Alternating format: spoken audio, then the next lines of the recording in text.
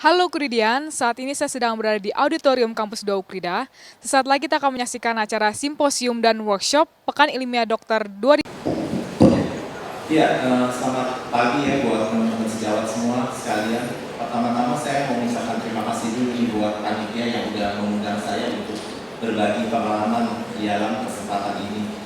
Dan juga yang kedua adalah senang juga ya saya bisa ketemu lagi dengan guru-guru saya yang saya udah gak ketemu mungkin ada kali ya bangsa 10-15 tahun terakhir kali ya. Dan saya ketemu lagi misalnya tadi di belakang saya ketemu Dr. Happy. Suatu pengalaman yang luar biasa sekali. Oke, dan juga Dr. Paulus ternyata ada di depan sini, saya baru dengar. Ya, terima kasih. Jadi pagi hari ini saya mau berbagi tentang ADHD atau Attention Deficit and Hyperactivity Disorders, atau dalam bahasa Indonesianya adalah gangguan pemusatan perhatian dan hiperaktivitas. Saya rasa mungkin gangguan ini teman-teman sejawat semua udah pernah dengar juga kali ya, bukan sesuatu yang baru. Tapi saya mau mengajak teman-teman untuk melihat dari perspektif yang lebih jauh dan juga mungkin suatu buat teman-teman suatu pengetahuan yang menarik juga ya. Terutama kita tahu bahwa ADHD merupakan hal yang banyak kita jumpai. Nah, kalau kita lihat dari outline yang saya mau bawakan pada pagi hari ini adalah saya mau bicara tentang ADHD sekilas, kemudian bicara tentang struktur dan fungsi otak. Kemudian saya mau bicara tentang hasil penelitian dan juga aplikasi klinisnya apa sih? Karena kalau kita bicara dari perspektif neuroscience saja tanpa ada aplikasi klinisnya mungkin bukan hal yang menarik. Nah, kalau kita lihat tadi saya udah bicara bahwa ADHD merupakan kasus yang lazim ya. Saat ini kalau kita melihat dari diagnostik statistical manual for mental disorders yang kelima, dia masuk dalam golongan neurodevelopmental disorders. Neurodevelopmental disorders artinya dia berkaitan dengan gangguan perkembangan, artinya perkembangan dari otak itu sendiri. Tapi yang paling banyak adalah fungsi dari otak itu mengalami gangguan. Nah, kalau kita melihat dari jumlah kasusnya banyak ya. Kalau kita lihat dari beberapa survei yang kita lakukan, terutama pada tahun 2010-2011 kita melakukan survei pada 30 sekolah dasar di Jakarta secara acak ya. Kita cari baik sekolah swasta maupun sekolah pemerintah maupun sekolah berlandaskan keagamaan. Kita dapat angkanya cukup fantastis, yaitu 26% kurang lebih. Dalam arti kalau kita lihat dari 100 anak yang sekolah SD 1 sampai 6, 26 diantaranya mengalami problem ini. Jadi kalau kita lihat ini merupakan satu masalah yang cukup besar bagi kesehatan jiwa anak dan remaja, terutama anak-anak yang berada di usia sekolah dasar. Ya, kalau kita melihat pembagiannya yang paling banyak adalah tipe inatensi, dan sayangnya tipe inatensi ini kadang-kadang tidak terdeteksi juga oleh orang tua maupun guru. Lalu kalau kita melihat gejala klinisnya yang paling banyak adalah berkaitan dengan gejala hiperaktif dan impulsif. Hiperaktif dan impulsif itu artinya adalah dia tidak bisa duduk diam misalnya, atau kadang-kadang dia banyak ngobrol di dalam kelas, jalan bolak-balik, permisi kencing dan sebagainya. Atau seringkali hiperaktif juga digambarkan sebagai anak-anak yang usil, selalu mengganggu temannya. Kalau kita melihat impulsif, lebih banyak impulsif adalah berkaitan dengan tindakan-tindakan atau perilaku yang dilakukan tanpa dia berpikir terlebih dahulu. Misalnya dia salah satu dari pasien saya, misalnya dia saking impulsifnya dia bisa ngulangin layangan sampai ke genteng, sampai ke atas dia bisa naik tapi dia bingung turunnya gimana.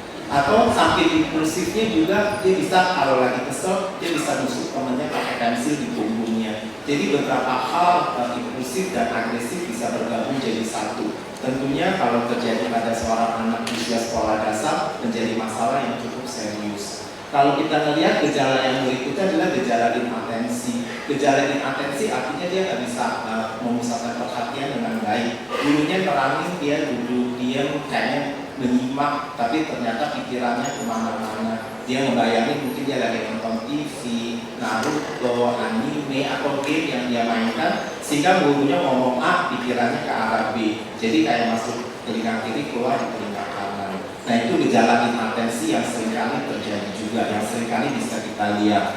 Nah, tentunya ya pasti kita juga pernah yang mengalami, maksudnya berperilaku seperti ini. Tapi kalau kita sebut dia ADHD atau GPPH, artinya adalah gejala yang timbul itu lebih berat ya dibandingkan dengan anak-anak yang seusianya atau sekelompoknya. Selain gejalanya lebih berat, juga timbulnya lebih sering, frekuensinya lebih sering.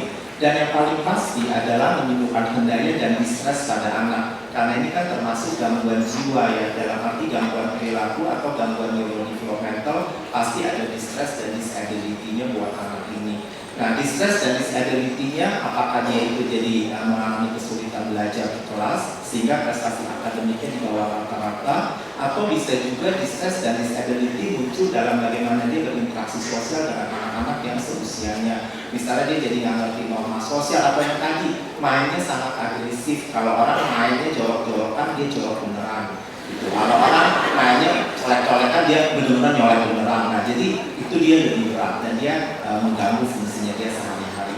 Nah, saat ini kita melakukan diagnosisnya tentu hanya mengumpulkan observasi pada anak ini, kita melihat perilakunya, dan tentu kita melakukan wawancara psikiatrik baik kepada anak maupun orang tuanya. Ya, beberapa kriteria diagnostik yang kita pakai saat ini, kita bisa pakai DSM-5 yang sudah saya katakan tadi, atau masih bisa pakai DSM-4.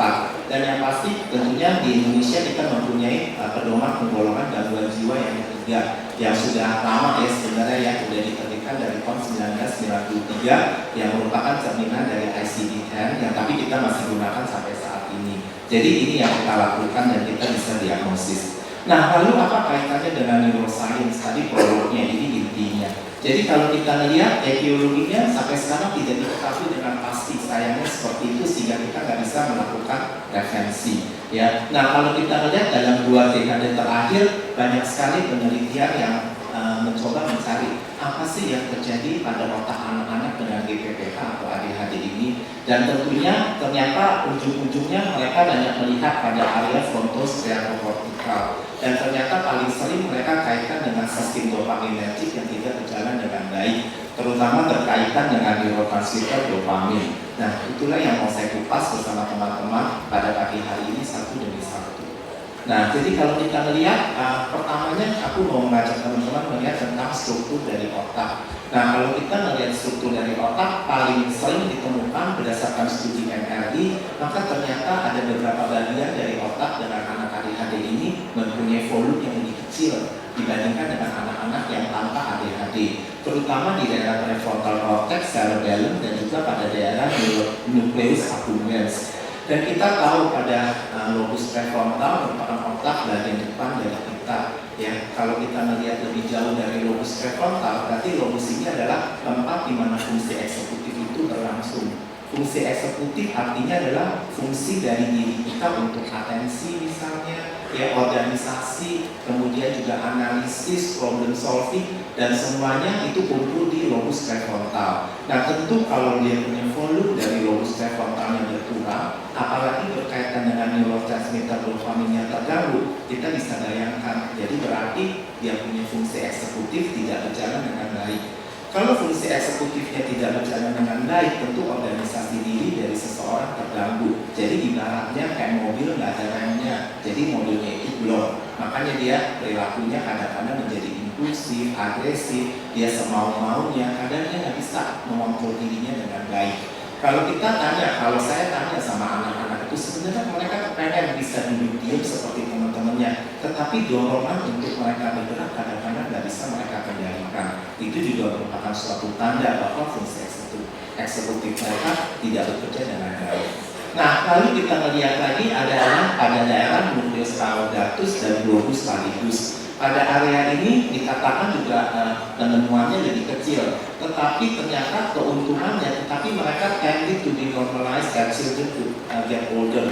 Jadi kalau anak ini bertambah besar, ternyata dia bisa mengejar perubahan ini. Dan karena dia punya nucleus caudatus dan globus pallidusnya lebih kecil, tentu akan mengganggu kemampuan anak ini untuk menghentikan berbagai macam tindakan. Jadi ujung-ujungnya impulsivitasnya juga bertambah. Jadi udah dia punya lobus prefrontalnya terganggu, dan globus pallidus dan caudatusnya juga terganggu, akibatnya impulsivitas pada anak ini bertambah berat. Kemudian cerebellum juga seringkali tampak lebih kecil dibandingkan dengan anak-anak yang seusianya, sehingga kita tahu bahwa cerebellum itu kan pusat keseimbangan dan juga berkaitan dengan balance muscle tone. Dan tentunya kalau mengalami gangguan, anak ini kalau dari klinisnya kita lihat mereka lebih clumsy. Jadi makanya seringkali orang tua juga bilang, anak saya kok kalau lari-lari suka keserimpet, suka jatuh. Kadang-kadang naik sepeda kok nggak bisa mainnya dengan seimbang, atau naik sepeda kok sering jatuh, diajarin berkali-kali nggak bisa. Oleh karena memang mereka punya keseimbangan diri terganggu. Nah jadi kalau kita melihat dari hal yang kecil ini aja, dampak dari ADHD itu nggak hanya pada kemampuan mereka belajar, dan lebih kecil lagi seringkali berakibat pada fine motor skill yang terganggu. Sehingga kadang-kadang anak-anak dengan ADHD ini atau DPPH, kalau dia nulis nggak bisa nulis dengan rapi, kalau nulisnya berantakan. Akibatnya adalah seringkali guru juga ngeluh, tulisannya nggak bisa terbaca, ulangannya ternyata benar kalau diperhatikan satu-satu, tapi tulisannya karena nggak bisa terbaca jadi nilainya sangat jelek. Atau brain oxygen rise level, ternyata di lobus prefrontal ini juga tidak aktif dibandingkan dengan anak-anak atau healthy subject. Nah kalau kita lihat di sini ini ya di daerah dorsolateral prefrontal cortex terutama berguna untuk meregulasi atensi. Jadi kalau daerah prefrontal cortex dorsolateralnya terganggu, tentu akan menimbulkan gejala-gejala inatensi dan distraksi. Distraksi artinya adalah dia mudah teralih perhatiannya. Jadi kalau temannya jalan, tak dia melihat. Di depan ada rame dia lihat. Akibatnya apa yang harus dia kerjakan di atas mejanya, dia tidak kerjakan dengan sebaik-baiknya. Lalu kalau kita melihat dari lobus prefrontal yang daerah inferiornya, terutama lobus sebelah kanannya, ini adalah untuk meregulasi perilaku. Jadi kalau kita melihat, kalau dia terganggu, maka yang tadi saya sudah jelaskan, timbullah gejala-gejala impulsif dan juga hiperaktif. Dan daerah ventromedial terutama berguna untuk mengatur respons emosi kita yang berkaitan dengan amigdala juga. Nah akibatnya memang kita lihat juga pada anak dengan gangguan pemusatan perhatian dan hiperaktif ini cenderung menjadi sulit untuk mengontrol emosinya. Makanya kelihatannya anaknya lebih mudah outburst, dalam arti lebih mudah tantrum, lebih mudah untuk teriritasi untuk hal yang kecil saja. Mereka bisa langsung marahnya, ledakan emosinya sangat besar dibandingkan dengan stimulus yang diberikan kepada mereka. Dan tentunya itu juga berdampak kepada kehidupan mereka sehari-hari seperti yang saya sudah jelaskan sebelumnya.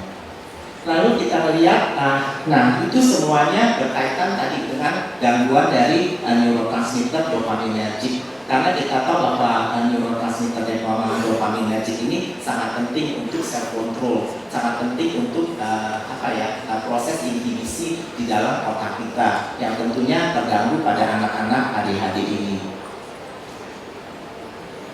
Nah, sekarang kalau kita melihat lebih jauh ke arah tingkat sel adalah apakah ADHD ini kan gangguannya di neurotransmitter dopamin, yaitu kalau kita melihat di dalam berbagai penelitian yang ada, ternyata neurotransmitter dopamin di celah sinapsnya kurang. Kenapa bisa kurang? Apakah produksinya kurang atau apa? Nah ternyata dari penelitian-penelitian di dalam tingkat sel ini, ternyata pada ADHD atau DPPH ini ada satu gen yang mengalami polimorfisme yang namanya dopamine transporter gene yang pertama, DHT1. Nah jadi ini adalah yang disangka sebenarnya banyak sekali transporter atau gene lain yang juga dalam proses penelitian saat ini. Tapi yang paling banyak adalah penelitian di dalam dopamine transporter. Nah, dopamine transporter ini dalam berbagai penelitian, terutama berkaitan dengan obat metilfenidaphidroklorid yang bekerja pada dopamine transporter, itu menunjukkan bahwa dia punya dopamine transporter gene di dalam otak. Ini kan asam amino sebenarnya. Nah, dia di daerah nukleus yang, di daerah neurons yang presinaps ya, letaknya itu dia mengalami hiperaktivasi.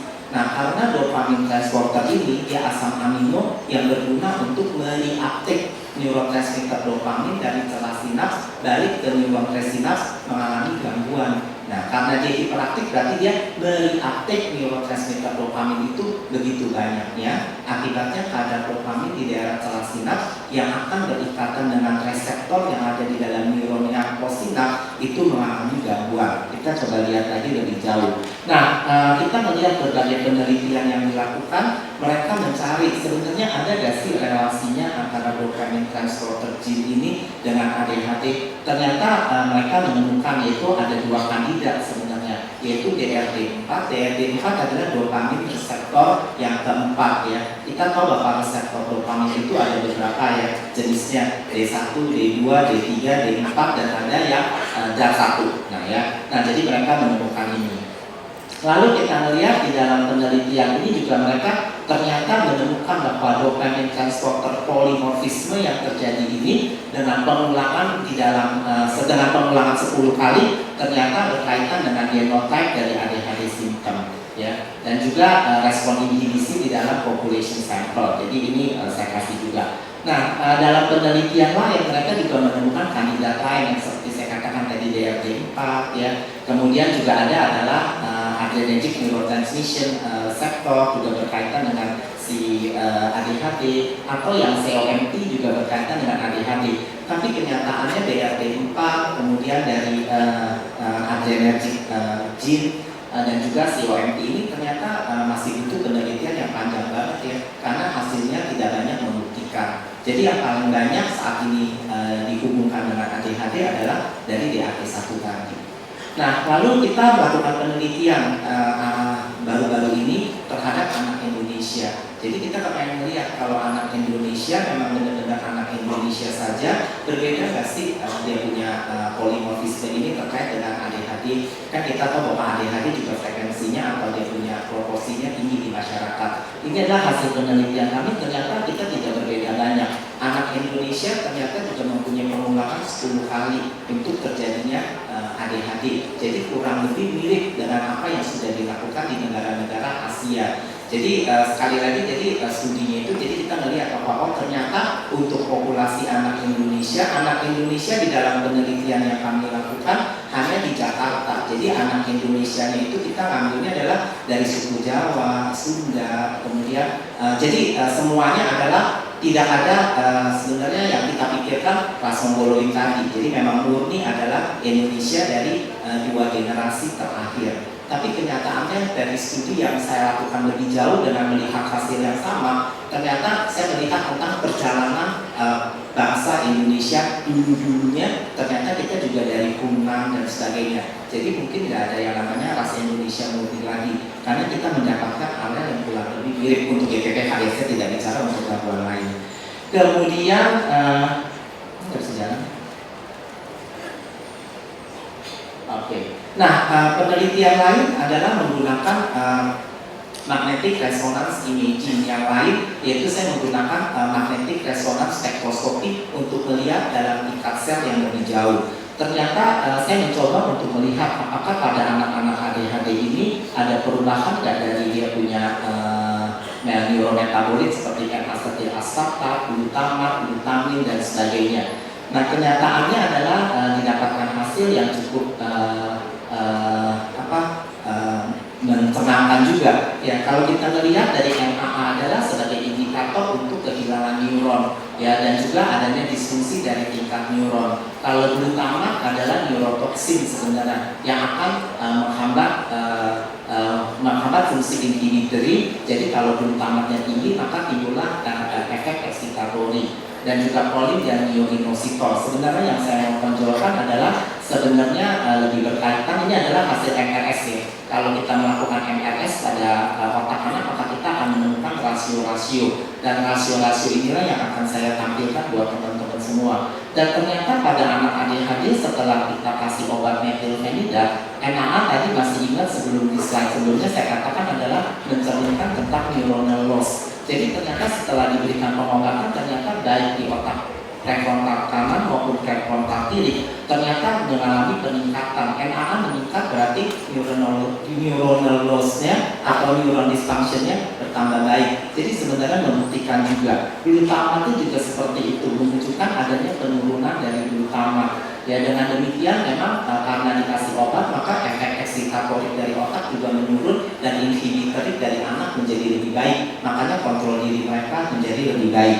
Ini tadi di prefrontal dan ini di amigdala. Jadi ini adalah hal-hal yang penting sebenarnya dalam aspek neuroscience yang membuktikan bahwa ternyata memang neurotransmisi dopaminergic memegang peranan yang penting. Karena setelah diberikan obat metilfenidat yang bekerja spesifik pada dopamine transporter menunjukkan adanya perbaikan-perbaikan yang bermakna. Kemudian kalau kita lihat, baiklah, saya akan secepatnya. Jadi tadi kembali lagi metilfenidat hidroklorid bekerja pada dopamine transporter 1. Jadi tentunya ujungnya yang kita melihat dari clinical implication-nya adalah reducing clinical symptom. Benar gak sih? Jadi kita lihat. Nah, kita melakukan penelitian lagi. Setelah kita memberikan metilfenidat kerja panjang, ini nggak ada pesan sponsor ya. Nah, jadinya cerita tentang obat tapi tanpa pesan sponsor. Nah, jadi setelah kita berikan obat, ternyata memang dari waktu ke waktu gejalanya menurun. Kita melihat yang pink ini adalah gejala inatensi, sedangkan yang kuning adalah gejala hiperaktif. Ternyata yang paling kita melihat penurunannya stable adalah gejala hiperaktif dalam kurun waktu 10 kali observasi per 2 minggu. Jadi ini kurang lebih 20 minggu ya. Jadi kalau kita lihat setelah ini selesai, saya melakukan pengamatan, ternyata dengan pemberian metilfenidat kerja jangka panjang, gejala hiperaktifnya bisa di-maintain dalam level yang wajar. Sedangkan gejala yang inatensi cenderung menaik sedikit. Dan memang di dalam observasi berikutnya terjadi peningkatan tapi kemudian menjadi flat. Ya. Jadi kita lihat bahwa hasilnya dengan pemberian metilfenidat yang bekerja pada dopamine transporter 1 itu memperbaiki gejala klinis. Nah, jadi apa yang bisa kita simpulkan dari presentasi saya yang singkat ini adalah kita bisa lihat bahwa GPPH merupakan satu masalah karena tadi proporsinya besar. Jadi teman-teman sejawat perlu bantu untuk melihat kalau nanti bekerja di tempat tugas masing-masing ada nggak anak yang mengalami problem seperti ini. Karena apa? Karena kalau Anda tidak deteksi, kasihan nanti kualitas dan potensi dirinya tidak berkembang menjadi baik. Karena kalau tidak dikenali secara dini, maka potensi drop out di sekolah juga semakin tinggi. Dan ternyata kalau kita melihat peranan daripada neurotransmitter dopamin sangat besar oleh karena adanya gangguan di dalam dopamine transporter tadi. Dan pemberian metilfenidat ternyata memberikan hasil yang cukup baik. Oleh karena itu hasil dari penelitian dan presentasi ini mungkin bisa teman-teman gunakan dalam praktek klinis teman-teman sejawat di tempatnya masing-masing. Saya rasa itu saja bisa saya tampilkan pada pagi hari ini. Terima kasih. Ya, terima kasih Dr. Kim atas presentasinya yang segera cepat. Karena saya sampai agak ini juga untuk menyetopnya kadang-kadang. Baik, mudah-mudahan bisa diterima dengan baik dengan teman-teman sekalian. Kita ada waktu 8 menit untuk diskusi sebelum kita tutup sesi plenary symposium ini dan lanjut ke lunch symposium. Mungkin ada yang bertanya? Ya, silakan langsung ke depan aja, Dok. Yang ingin saya tanyakan ya, Dok ya, apakah pada anak penderita ADHD itu terapi perilaku itu sangat bermanfaat apabila dilakukan terapi pengobatan saja? Apakah mesti harus dilengkapi juga dengan terapi perilaku? Ya, terima kasih, Dok. Dok, saya mau tanya, katanya kalau ADHD itu kan bagus dideteksi sejak dini. Dininya itu seberapa cepat? Apa pada bayi umur 6 sampai 1 tahun itu atau dalam perkembangannya nanti sebelum dia sekolah itu bisa kita deteksi dia ada ADHD atau enggak? Terima kasih. Saya mau nanya, ada beberapa jurnal dari kondisi psikiatri yang saya baca itu mereka mengatakan bahwa efek acetaminophen itu juga bisa meningkatkan resiko ADHD pada offspring pada anak-anak yang dilahirkan oleh ibu hamil. Coba jadi efek Pelan-pelan, ngomongnya pelan-pelan. Ada beberapa jurnal dari clinical psychiatry itu dari tahun Desember 2015 dan bahkan Maret 2016 ini yang saya baca itu mereka mengatakan bahwa ada efek ADHD bahkan sampai autisme untuk pada anak-anak yang dilahirkan dari ibu-ibu yang ketika hamil mengkonsumsi acetaminophen.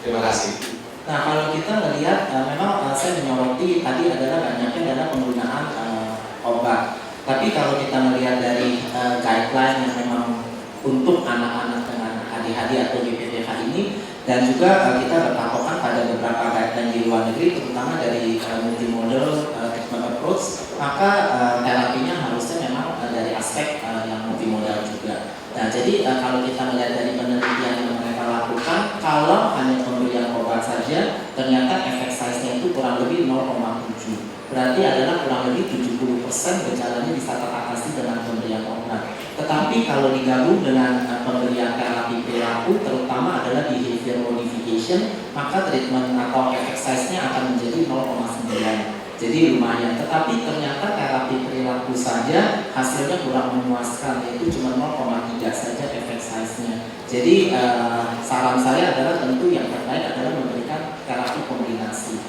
Kenapa? Karena ternyata ada beberapa hal memang tidak bisa diatasi dengan obat juga. Karena kita tahu bahwa anak-anak ADHD seringkali juga mempunyai motivasi yang rendah dalam belajar. Mereka cenderung menjadi underachiever.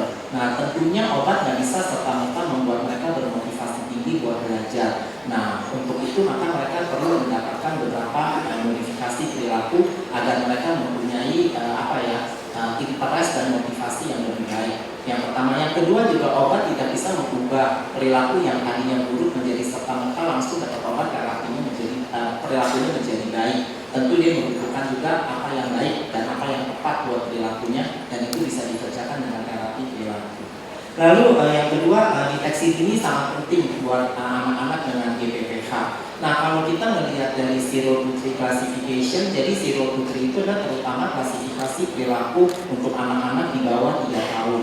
Nah, di situ mereka ada satu gangguan namanya adalah regulation disorders. Sebenarnya lebih panjangnya saat ini disebut sebagai sensory processing disorders. Jadi kurang lebih mirip-mirip seperti itu, dikatakan merupakan cikal bakal terjadinya ADHD di kemudian hari. Nah, jadi untuk anak-anak yang berusia 0-3 tahun kalau tampak lebih aktif, terutama mereka seringkali tampak perubahan dari pola bioritmik dari kehidupan dia. Pola bioritmik dari bayi atau anak-anak 0-3 tahun yang paling mudah diobservasi adalah dari dia punya sleeping pattern dan juga pola makan dan juga pola tidurnya. Itu yang paling bisa diobservasi. Nah, anak-anak kalau dilihat pola tidurnya, harusnya bayi-bayi ini misalnya tidurnya membutuhkan tidur misalnya 20 jam, tapi bayi ini bangun terus-terusan atau cenderung gelisah di malam hari, nggak jelas sebabnya apa, bukan karena lapar dan sebagainya, nangis, merengek-rengek. Nah, itu perlu mendapatkan perhatian yang lebih serius. Ada apa sih dari bayi ini? Atau pola makannya menjadi susah sekali, bisa oleh karena dia low appetite atau dia regurgitasi terus-menerus, reflux yang terus-menerus juga harus dicurigai. Tentunya selain menyingkirkan diagnosa banding yang berkaitan dengan gangguan kelekatan pada seorang bayi. Nah, hal itu yang menjadi penting. Lalu kemudian kalau dia menjadi lebih besar, tentunya perilakunya udah lebih kelihatan, lebih tidak terkontrol. Memang anak-anak yang berusia 1-3 tahun tentunya memang dalam masa eksplorasi. Tentunya dia lebih aktif dan pengen tahu semua hal. Nah, untuk anak-anak ADHD kadang-kadang eksplorasinya ini menjadi eksplorasi yang negatif, bukan yang positif. Nah, itu juga menjadi hal yang bisa dilakukan untuk mendeteksi dini. Nah, kalau udah di usia sekolah dasar, deteksi dini lebih mudah karena tentu guru akan memberi masukan dan juga orang tua juga merasa adanya perbedaan pada anak mereka. Nah, kami juga mempunyai kuesioner sebenarnya yang namanya Abbreviated Owner's Teacher Parent Rating Scale. Itu juga suatu kuesioner yang bisa digunakan untuk mendeteksi dini anak-anak dengan GPPH atau ADHD ini. Ya, jadi saya rasa itu. Kemudian untuk acetaminophen sendiri saya belum pernah baca dokter ya apakah berkaitan atau tidak. Nah, tapi kalau kita melakukan penelitian, saya melakukan penelitian untuk risk factor untuk anak-anak dengan autism, juga untuk anak-anak dengan GPPH.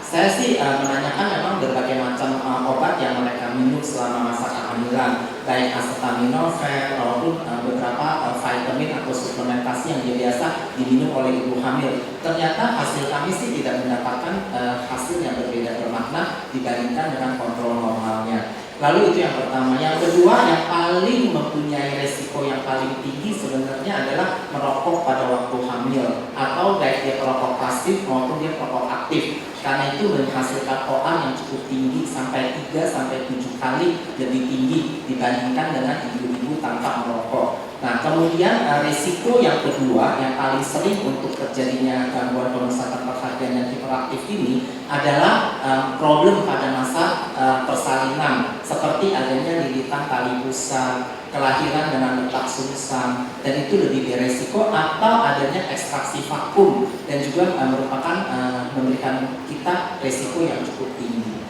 Jadi saya rasa itu. Tapi kalau acetaminophen sendiri saya belum pernah baca, mungkin nanti bisa saya baca kalau saya menulis ini. Terima kasih. Baik, makasih Dr. Chin. Karena waktu yang sudah selesai, maka sesi plenary lecture dari Dr. Dr. Chin Wiguna, spesialis kedokteran jiwa konsultan psikiater anak, kita cukupkan pada kesempatan kali ini.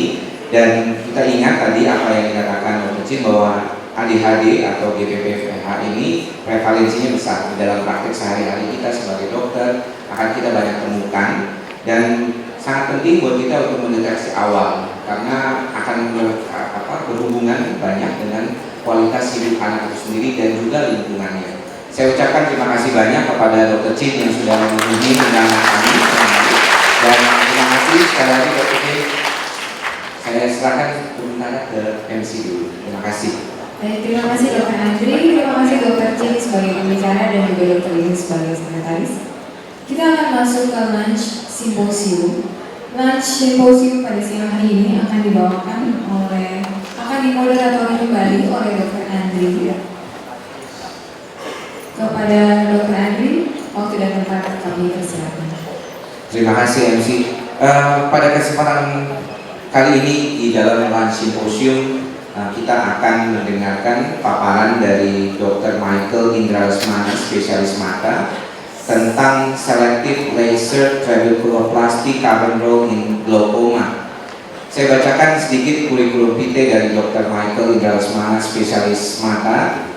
Beliau adalah dokter lulusan dari FK UPIDA, kemudian mengambil oftalmologi residensi di Fatima University Medical Center di Manila, Filipina, dan saat ini menjadi dokter staf di FK UPIDA dan juga bekerja di rumah sakit Awal Bros di Cikokol Tangerang dan juga di Jakarta Timur Eye Center.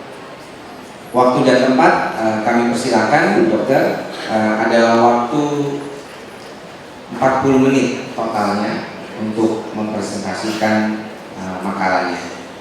Silakan dok. Selamat siang teman-teman sejawat sekalian. Ya, saya diingatkan oleh Ketua Panitia Dr. Cika, ini mau lunch dulu, nasi pun cepet-cepet deh katanya. Terima kasih pada PT Optalindo Jaya yang sudah mensupport kita untuk lokasi ini.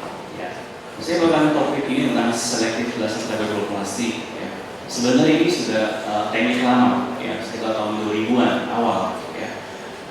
Hanya dulu saja ini tindakan laser ini ditinggalkan. Kenapa? Karena efeknya dengan memberikan obat tetes glaucoma, efeknya hampir sama. Ya. Tapi dengan perkembangan zaman dan kemudian dengan cost effectiveness yang lebih mahal dengan obat medikasi, kemudian pasien jauh dan kemudian compliance pasien juga kurang, pasien glaucoma. Nah, ini kan sekarang pemberian laser ini sekarang jadi primary treatment pasien dengan glaucoma open angle. Ya. Juga kita harus mengingat untuk menghadapi MEA. Ya. Negara-negara lain untuk laser glaucoma ini sudah menjadi prioritas. Ya. Kita sebagai dokter Indonesia juga tidak boleh ketinggalan tentang teknik terbaru ini. Ya. Dan glaucoma seperti kita tahu merupakan angka kebutaan nomor 2 di Asia dan Indonesia. Jadi kita harus tahu tentang apa itu glaucoma. Sebagai teman-teman sejawat, kita juga harus tahu bagaimana untuk screening untuk faktor resikonya. Ya.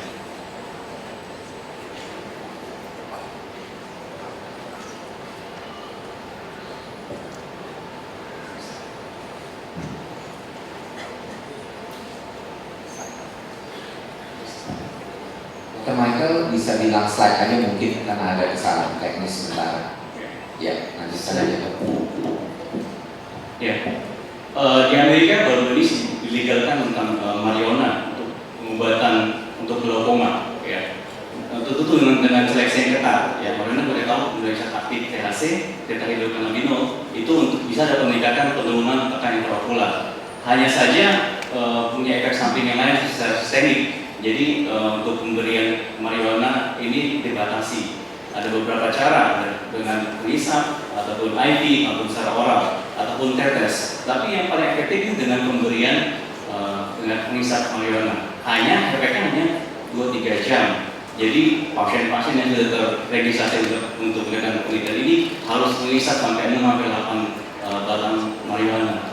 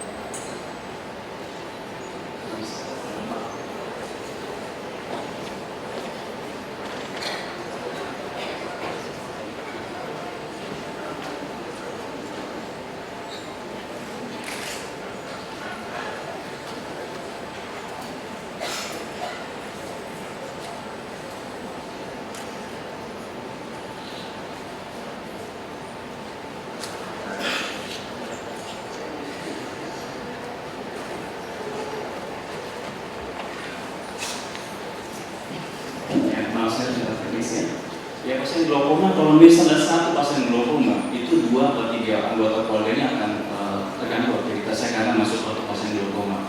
Kita ingat kalau pasien glaukoma itu ujungnya menyebabkan kebutaan. Jadi kita harus bisa mendeteksi sedini mungkin, mengingatkan pasien untuk compliance memberikan obat. Dia seperti pasien hipertensi dan diabetes pada umumnya, karena pakai obat seterusnya dan tidak bisa sembuh, tapi kita bisa manage. Ini adalah terminologi yang baru tentang glaukoma. Apa itu glaukoma? Sebenarnya kumpulan penyakit dari kelainan ekskavasi dari optikus dan juga kelainan visual dysfunction. Bisa menyebabkan pneumonia visus dan kemudian dalam pandang terganggu. Ya, jadi definisi ada atau tidaknya peningkatan TIO itu sudah dihilangkan sejak tahun 2013. Ketika kita lihat pada pemeriksaan fundoskopi, ya kita harus perhatikan ya antara cut dan dis. Ya, ini ada bionet sign yang menyebabkan pelipisan pada optic nerve. Ya, maka makin progresif glaukoma dia akan semakin besar cutnya. Dan pada instead dia bisa 1-0 dia juga ada kebutaan. Nah, kita harus mendeteksi ini lebih cepat lebih baik. Ya, glaukoma secara umumnya yang terbaru dibagi menjadi 3. Ya, open angle yang diproses dengan cara glaukoma. Itu saja sebenarnya. Ya. Ada lagi terminologi yang saya tahu tentang hipertensi okuli. Jadi TO-nya tinggi, tapi belum ada gangguan optic nerve, belum ada gangguan akal pandang. Ya. Ada juga normal tension glaukoma. Normal tension glaukoma itu tensinya normal, tapi udah ada gangguan akal pandang dan juga optic nerve-nya menipis. Bagaimana kita mengetahui faktor risiko dari pasien? Tentu kita harus tahu riwayat keluarga. Apakah ada keluarga saudara yang melakukan glaukoma? Nah, kalau misalnya ada, kita harus deteksi 40 tahun ke atas kita harus coba screening. Ya. Adakah pasien menggunakan kelainan refraksi menggunakan kacamata? Umumnya minus tinggi atau plus tinggi. Yang minus tinggi jangan melakukan angle glaukoma, bisa kalau plus tinggi kita gunakan angle closer glaukoma. Ya. Juga kelainan sistemik seperti hipertensi, diabetes juga bisa pengaruhi timbulnya glaukoma. Dan juga trauma. Pernah nggak trauma? Trauma tumpul pada mata. Ya, dan juga memberikan obat-obat sistemik seperti steroid pada umumnya. Ini menjaga tekanan intraocular meningkat. Bagaimana perisanya? Tentu kita harus periksa intraocular pressure. Ya, tapi tidak bisa hanya tekan bola mata saja, karena kita bisa miss dengan mendeteksi glaukoma. Kita bisa pakai kontak ataupun non kontak. Ya, pemeriksaan gonoskopi kita bisa pakai lensa gonoskopi, kita lihat angle-nya apakah terbuka atau tertutup. Ini penting untuk treatment selanjutnya. Pemeriksaan optic nerve kita lihat kalau ini sudah 0,910 ya, ini sudah end stage glaukoma. Nah, ini teman-teman sejarah suka pernah lihat hasil dari perimetri. Ya, ini bisa computerize, kita lihat normalnya itu tidak ada blind spot. Ya, tapi ini ada spot-spot skotoma yang meluas infrared. Ini sudah hampir sebagian hilang. Ya. Nah, ini OCT. OCT itu kita secara scanning secara imaging pada optic nerve. Dia semakin cupping, semakin tipis, maka akan menyebabkan warna merah. Ya, pada pasien ini gambaran hitam itu pada pasien. Nah, pada diagram kita melihat ada merah, kuning, dan hijau. Normalnya hijau secara umumnya. Nah, bagaimana terapi glaukoma? yang secara konvensional kita menggunakan obat. Ada beberapa macam, beta blocker, ya, prostanolol, ya, alpha-adrenergic, dan cabang inhibitor, ya, beberapa macam. Lalu umumnya kita pakai topikal, bisa hormonoterapi, bisa duplikasi, bisa politerapi. Nah, cuman yang menjadi masalah adalah compliance pasien satu lagi. Itu juga obatnya relatif mahal. Nah, ada beberapa penemuan terbaru, ya.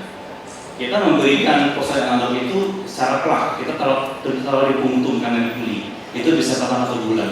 Atau kita injek di subkonjungtiva, itu bisa bertahan 1 bulan. Atau kita masukin suntik implan intrakamera, itu bisa bertahan 1 bulan.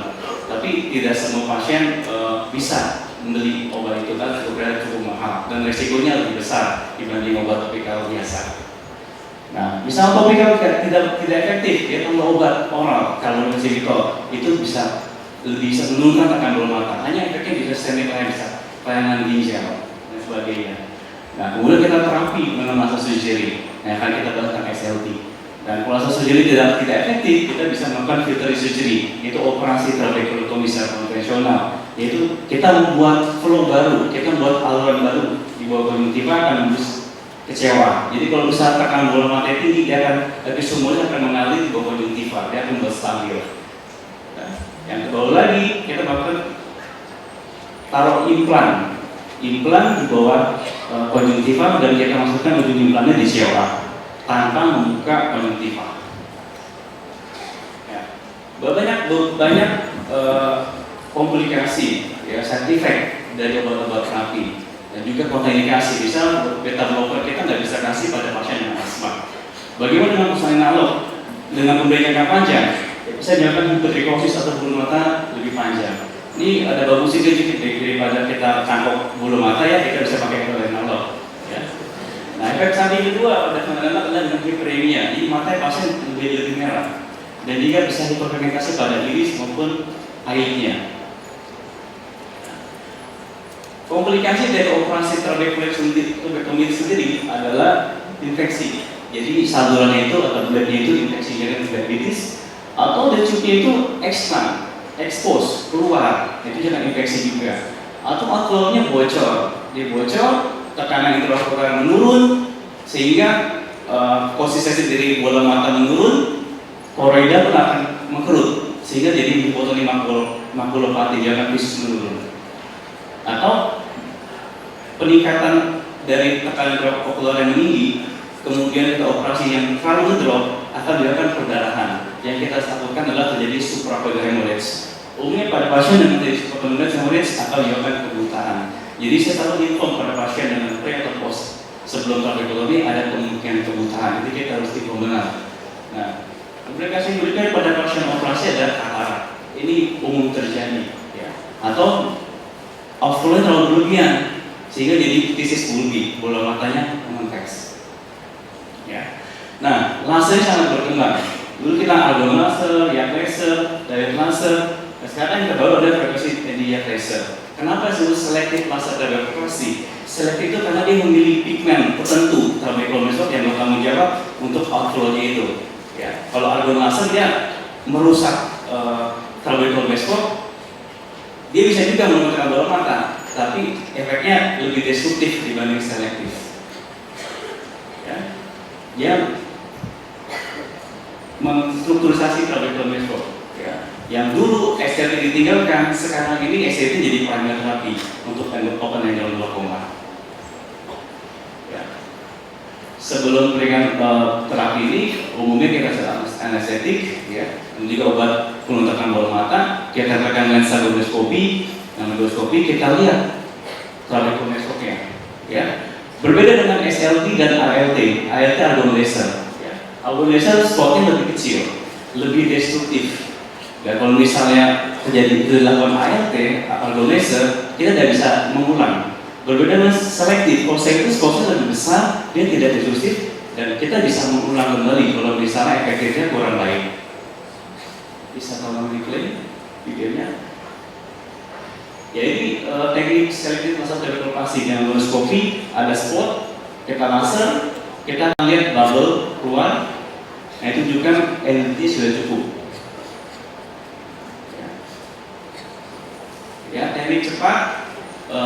ambulatori, one day care, pasien bulan-bulan, tindakan cuma 5 menit, efektifnya bisa jangka panjang. Ya, ini perbedaan SLT dengan IoT yang saya bilang, dia energi lebih kecil, ya, fluensi lebih kecil, sehingga expose-nya laser deteksi lebih kecil dibanding argon laser. Nah, ini dengan bentuk elektron kita lihat pemberian laser dengan argon laser destruktif data rekomendasi lebih besar dibanding selektif. Dan juga dengan thermal ini argon laser dia mewarnai semua, sedangkan selektif ini hanya mewarnai pigmen dari data rekomendasi itu sendiri. Ya. Di penelitian dari Brian Francis, ya, kemudian selektif laser developasi pada primary patient. Jadi begitu ketahuan terdeteksi glaukoma, dia langsung terapi. Efeknya di terkabul mata bisa menurun sebanyak 70%. Bagaimana pasien yang sudah menggunakan obat medikasi sebelumnya? Begitu sakit flu kita tukar, kita stop obat medikasi yang menggunakan laser, tekan bawah mata bisa turun sebanyak 98%. Nah, kalau misalnya kita kasih obat masih 2-3 masih belum mereka maksimal, kita bisa tambahkan suplemen laser atau dekoprasi. Itu pun bisa menurun sebanyak 45%. Ya. Sekali lagi kita bilangkan SLT itu bisa diulang. Kita bisa enhancement di daerah yang sebelumnya belum menggunakan laser, atau kita bisa laser di tempat yang sama. Ya. Efektifnya juga cukup baik, ya, 70% dan nomor 2 bisa menurun, ya, nomor 3 lebih turun lagi. Tapi dalam 3 tahun ini bisa tambah medikasi. Nah, efeknya lebih baik dan untuk compliance pasien lebih baik juga. Ya. Nah, ini jadi alasan kenapa dulu SLT tidak jadi primary therapy pada pasien glaukoma. Karena efeknya hampir sama dengan obat tetes. Nah, cuman karena trennya sekarang ini pasien kurang compliance, juga mungkin jauh kurang dari center mata, ya, susah untuk transportasi dan sebagainya, kita SLT jadi primary sekarang. Ya. Siapa saja yang bisa diuntungkan dengan pemberian SLT ini? Tentu umumnya tergantung dari jenis glaukomanya. Umumnya kita lakukan pada primary open angle glaukoma, yaitu terbuka. Ya. Pasien yang sudah nggak terkenal dengan obat-obat glaukoma, ada kondikasinya, ada side effect-nya, atau pasien udah nggak pakai obat, kita bisa dengan laser. Ya. Dan juga kalau misalnya dulu udah pernah di laser, tapi gagal, argon laser, kita bisa shift ke selektif laser trabekuloplastik. Ya. Bagaimana pasien dengan glaukoma tertutup? Apakah tidak bisa dilakukan SLT ini? Ya. Pada ini bisa dilakukan dengan cara apa? Kita coba membukakan sudutnya. Jadi glaukoma itu angle-nya bisa kita lebarkan, ya. Jadi sudut itu kita bisa lebarkan. Begitu dilebarkan, terdeteksi ada lapisan layer data microscope, kita bisa tembakan SLT. Jadi pada pasien dengan glaukoma sudut itu kita lebarkan dulu, beberapa waktu kemudian kita laser. Ya. Saya tampilkan videonya. Ya, ini argon laser perifer doknasti. Jadi seperifer mungkin iris, kita laser argon, dia akan mengkerut. Nah, waktu mengkerut, angle-nya akan sedikit lebih terbuka. Nah, waktu terbuka, beberapa waktu kemudian kita bisa lakukan selektif laser trabekuloplastik, sehingga trabekuloplastik hasilnya lebih baik. Nah, ini gambaran dari antrosecond OCT, ya. Ini preoperatif, kita lihat sudut yang ini sedikit lebih konteks, ya, sedikit menutup. Nah, setelah laser dia membuka karena ada kerutan di argon laser. Ini perusahaan gonoskopi yang tadi tertutup, ya, lebih terbuka. Nah, pada saat terbuka kita bisa melakukan laser. Ya. Nah, hanya ada limitasi pada pasien dengan multi drug treatment yang sebelum pakai lebih dari 3 medikasi obat glaukoma tetes, umumnya reaksinya lebih kecil pada pemberian laser selektif laser dan laser ini. Ya. Simpulan, kenapa kita masih pilih SLT? Ya, ini aman. Ya. Kemudian selektif, ya, hanya kena karena trabekuloplastik. Kemudian kita bisa meningkatkan dari quality life dari pasien.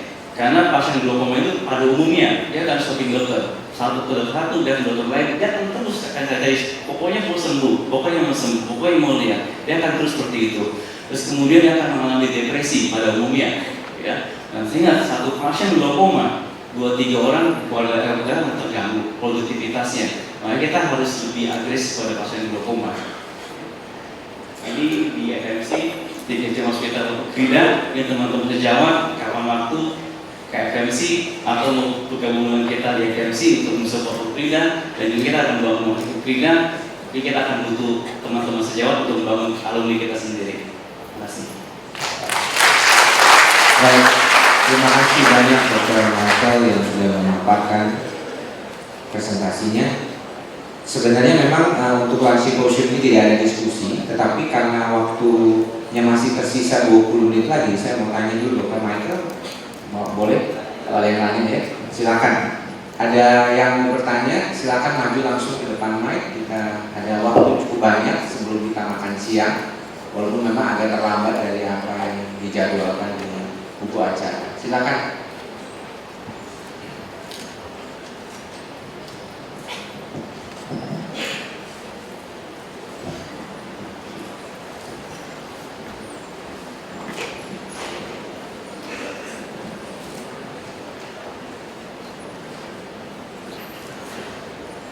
Apa sudah cukup jelas sekiranya? Atau lapar ya? Ya, belum mau makan juga sebenarnya.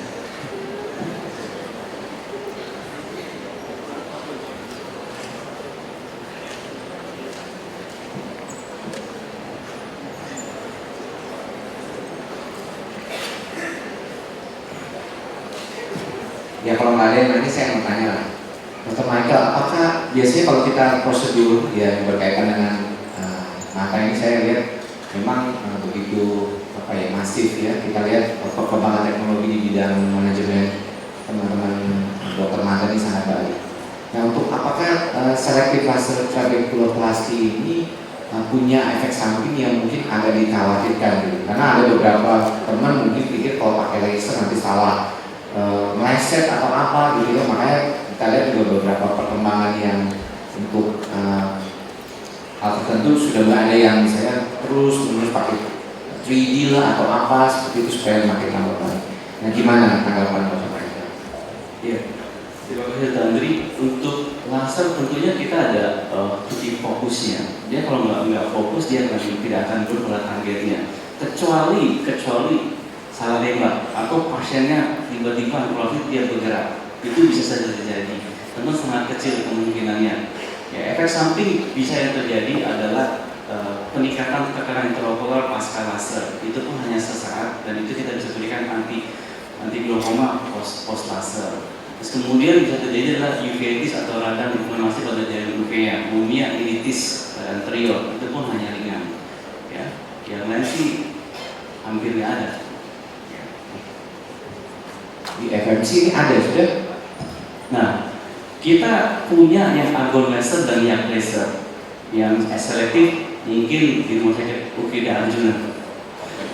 Jadi nanti tidak lama lagi ya akan ada di rumah sakit kita di sini. Mungkin ada pertanyaan lain?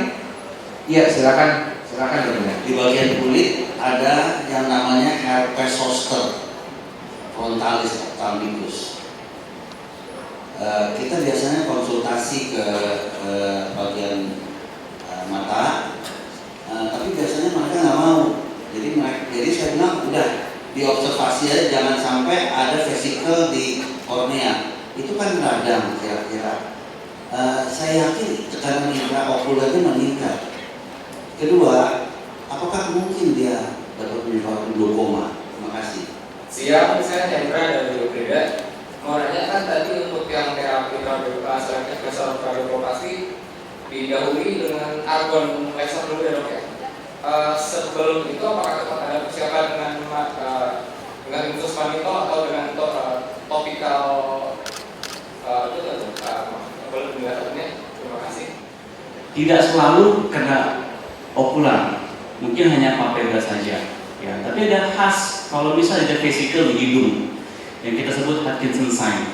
Umumnya kalau misalnya jadi kena Hutchinson sign, ini kena terjadinya negosiasi di kornea, bisa menyebabkan uveitis. Uveitis itu bisa peradangan, bisa penyumbatan di kanan scan, bisa menyebabkan tekanan intraokular. Tentu itu bisa terjadi. Ya. Umumnya kita kolaborasi dengan dokter kulit dan dokter mata. Jadi kita kolaborasi, kemudian kita terapinya tentu pemberian antiviral Terus kemudian kita berikan antiinflamasi karena uveitis itu sendiri kita berikan umumnya prednisolon, steroid. Kalau misalnya glaukoma sekunder atau peningkatan intraokular hipertensi, kita bisa kasih obat penurunan tekanan intraokular. Umumnya kita kasih beta blocker. Tidak boleh kemudian perusahaan dok karena menganggap dia akan inflamasi lebih meningkat. Pada kasus herpes zoster atau inflamasi menyebabkan tekanan intraokular, kita tidak boleh melakukan tindakan laser ataupun operasi. Umumnya kita treat dulu inflamasinya, tekan bawah mata kita stabilkan. Nah, umumnya kalau inflamasi tenang, tekan bawah mata akan turun. Jarang sekali herpes zoster dijadikan glaukoma kronik, sangat jarang. Kecuali pasiennya dengan glaukoma primary sebelumnya. Nah, untuk pertanyaan kedua, pasien dengan glaukoma sudut tertutup sebelum melakukan laser iridoplastik dan melakukan SLT, apa perlu dilakukan pemberian monitor atau obat anti glaukoma? Ya, ini tergantung kasusnya. Ya, jadi pasien kalau mengalami faktor risiko dan kita periksa gonioskopi ada sudut tertutup, walaupun belum timbul glaukoma, yang kita bilang namanya primary angle closure, belum ada G-nya, ya, belum ada glaukomanya. Belum ada glaukomanya berarti belum ada kelainan optikal, belum ada kelainan peningkatan TIO, atau belum ada visual field defect. Itu tanpa pemberian obat glaukoma kita bisa langsung laser periodoplastik. Kita kerutkan, kalau dia mengkerut, dia sudah akan terbuka. Waktu itu terbuka, kita laser selektif laser periodoplastik. Bagaimana dengan pasien dengan glaukoma akut tertutup? Nah, pada pasien glaukoma sudah tertutup, umumnya kita lakukan penurunan dulu tekanan bola matanya. Begitu turun, kornea akan lebih jernih. Kalau kornea lebih jernih, kita akan laser. Nah, tapi laser berbeda dengan selektif laser trabekuloplastik atau argon laser periodoplastik, kita beda. Yang kita lakukan laser adalah laser iridotomi. Iridotomi itu irisnya kita bolongin, sehingga akisomos dari posterior chamber bisa langsung upload ke anterior chamber dari situ. Umumnya kalau pasien glaukoma tertutup kita lakukan iridotomi, tekanan bawah matanya lebih stabil. Nah, kalau pasien dari glaukoma tertutup sebelumnya, umumnya mata sebelahnya kita lakukan profilaktik, kita lakukan preventif laser iridotomi, atau kita bisa kombinasi dengan laser iridoplasi untuk lebih mendalamkan angle-nya, atau kita kombinasi dengan SLT. Itu tidak saja. Terima kasih. Ya, saya kasih satu pertanyaan lagi lah. Kalau misalnya memang ada yang mau bertanya. Oh, itu mau makan mungkin. Ya. Baik, ada yang mau tanya dok? Saya hitung sampai 3. 1, 2, 3. Ya. Baik, terima kasih Dr. Michael atas presentasinya yang baik dan diskusi yang sudah kita jalankan. Selanjutnya saya serahkan kembali ke MC acara ini, saya kembali. Terima kasih. Baik, terima kasih Dr. Andri, terima kasih Dr. Michael. Mohon maaf tadi sempat ada kesalahan sedikit ya dok. Baik, kita akan masuk ke makan siang untuk siang hari ini. Tapi sebelum makan siang akan ada pengambilan door prize. Door prize ini disponsori oleh alumni Ikatan Alumni Ukrida. Akan ada satu buah door prize senilai 500.000 berupa voucher MAP. Kemudian voucher ini berdasarkan alumni, mungkin kemarin sudah saya beritahukan bahwa di bawah di lantai 1 ada booth alumni yang kemudian kami meminta partisipasi dari peserta alumni sekalian untuk mengisi form. Nah, hari ini akan diambil satu orang dari para alumni yang sudah berpartisipasi mengisi form tersebut. Oleh karena itu kepada Dr. Dani kami mohon untuk boleh mengambil satu pemenang door prize.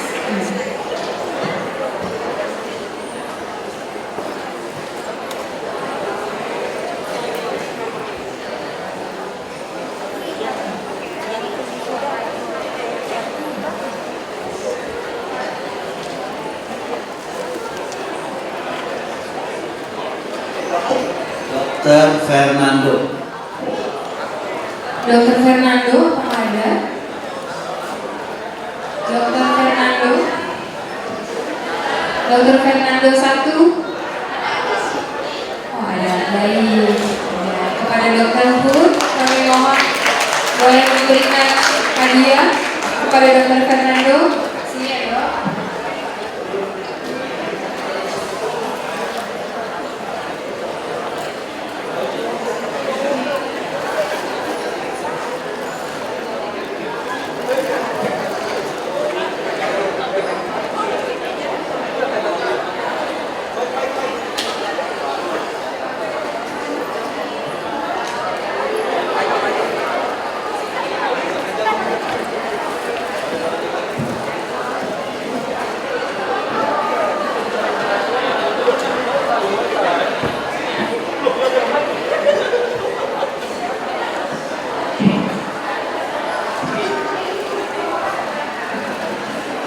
Baik, terima kasih Dr. Hood dan selamat kepada Dr. Fernando. Semoga voucher bisa digunakan ya Dok ya. Baik, pada seluruh peserta simposium hari ini makan siang akan berlangsung selama 1 jam 10 menit kurang lebih. Maka nanti sekitar pukul 13 siang kita kembali lagi di auditorium untuk melanjutkan sesi simposium siang hari ini. Prima merupakan staf uji klinik obat farmakologi FKUI RSCM. Kemudian beliau adalah anggota penilai obat jadi atau PPOJ Badan Pengawas Obat dan Makanan Republik Indonesia. Beliau juga tergabung dalam kelompok kerja uji klinik Badan Pengawas Obat dan Makanan Republik Indonesia. Beliau juga merupakan anggota Indonesian Association for the Study of Medicinals. Beliau merupakan member Faculty of Pharmaceutical Medicine atau MFPM Royal College UK. Dan dia merupakan salah satu staf pengajar ilmu kedokteran okupasi Fakultas Kedokteran UKRIDA dan Fakultas Kedokteran Universitas Indonesia. Beliau menempuh pendidikan magister dan spesialis kedokteran okupasi di Fakultas Kedokteran Universitas Indonesia. Waktu dan tempat kami berikan kepada Dr. Julio.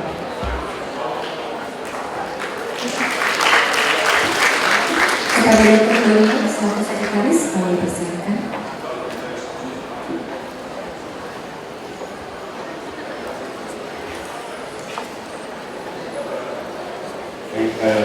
Selamat siang. Assalamualaikum warahmatullahi wabarakatuh. Salam sejahtera untuk kita semua.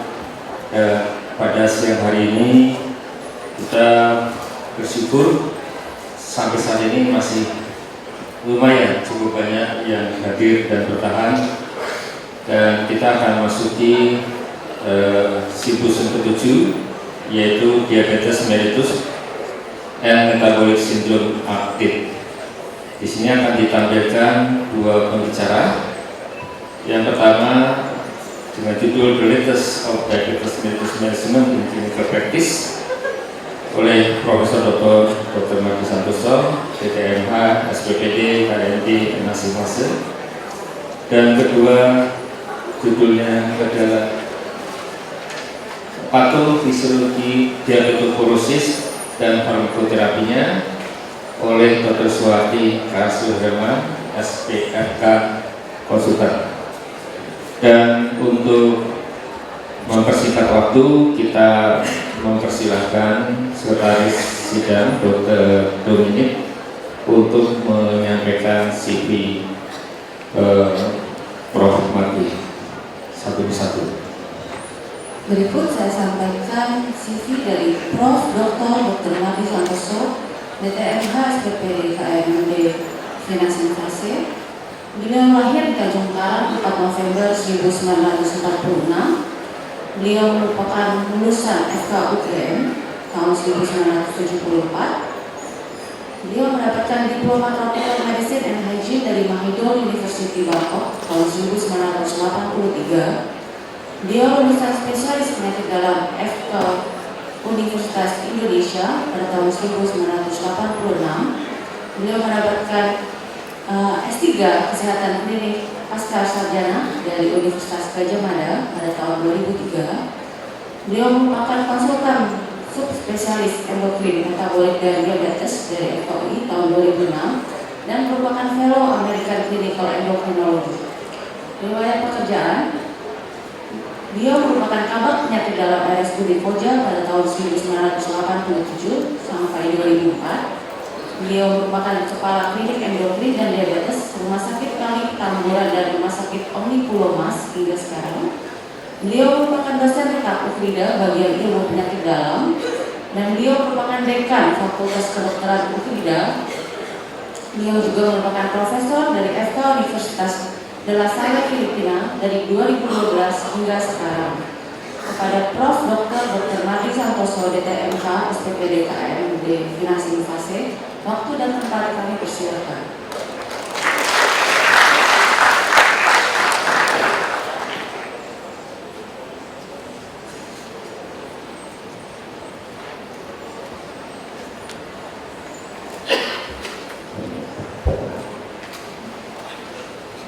Pertama, kami ucapkan terima kasih pada moderator, sekretaris sudah mengintroduksi dan memberi kesempatan pada kami untuk mulai menyampaikan presentasi. Selamat siang teman-teman sejawat. Habis makan nggak ngantuk ya. Kemudian saya bisa menarik perhatian teman-teman sejawat. Ada beberapa hal yang baru dalam penanganan diabetes. Jadi ya memang ini problem di dunia ya, sekarang diabetes sudah mulai perhatian. Kemarin waktu hari kesehatan nasional ya sudah mulai memikirkan mengenai topik diabetes untuk dirayakan secara nasional. Ya, jadi memang kita akan menjadi nomor 6 di dunia pada tahun 2035. Ya, memang di suatu prestasi yang tidak menyenangkan, dari nomor 8 jadi nomor 6 ya, tambah banyak pasiennya. Ini kalau dilihat dari jumlah, nanti di dunia akan menjadi 380 juta di tahun 2025. Berarti kalau 2035 lebih banyak lagi. Nah, untuk Indonesia di hasil riset nasional itu angkanya prevalensi 5,7%. Ya, untuk di Jakarta itu 6,6%. Ya,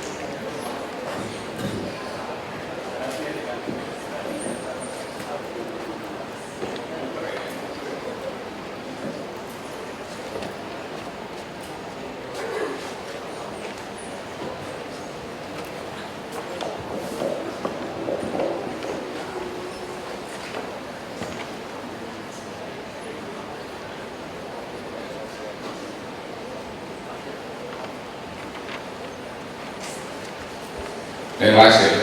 Jadi di Jakarta sendiri 6,6%.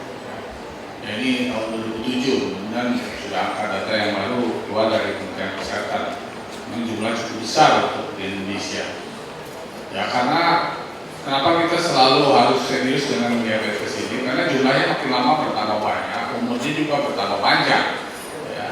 Jadi tentu akan di dalam kehidupan pasien tersebut akan mengalami berbagai komplikasi. Nah, ini 5 organ utama yang memang dapat menimbul pada mata, pada ginjal, ya, pada otak, jantung, dan juga saraf serum. Dan komplikasi ini terus terjadi dan berjalan makin bertambahnya usia. Apakah dia terkendali atau tidak terkendali? Nah, ini pengalaman di Asia Pasifik juga kurang menyenangkan ya, karena ternyata dari berbagai analisis fisik itu yang terkendali di bawah 45%, mana BA1-nya itu kurang dari 7. Sedangkan di atas 45% itu tidak terkendali. Nah ini kenapa? Karena ya itulah, kita dulu selalu berpikiran bahwa kalau mengobati diabetes pikirannya hanya ke insulin saja, atau sel beta, pankreas, dan juga resisten insulin. Sehingga kita dalam jangka waktu perjalanan terapi di suatu saat terapi itu tidak efisien lagi, tidak sustainable, ya. Kemudian juga timbul berat badan meningkat, hipoglikemi, ya. Regimennya jadi kompleks, tambah banyak, kemudian juga menyangkut toleransi obat, ya. Dan ini akan mengganggu pengendalian gula darah secara baik, dan juga akan menimbulkan side effect misalnya hipoglikemi yang sering terjadi pada pasien-pasien DM yang dikendalikan secara teratur. Nah, ini laporan dari cohort study pada UPBDS ya, di Inggris maupun ADOPS ya, ini 25 tahun ya kalau untuk yang ini diikuti terus. Juga tidak menyenangkan, di mana pengendalian gula darah itu paling hanya 1-2 tahun ya. Setelah itu akan terjadi perburukan di mana HbA1 susah dikendalikan, artinya sepanjang masa dia tidak dapat dikendalikan dengan baik. Itu di ADOPS tadi. Di sini dia 5 tahun, tapi tahun pertama kedua masih oke, tapi berikutnya dia tidak bisa dikendalikan dengan berbagai regimen.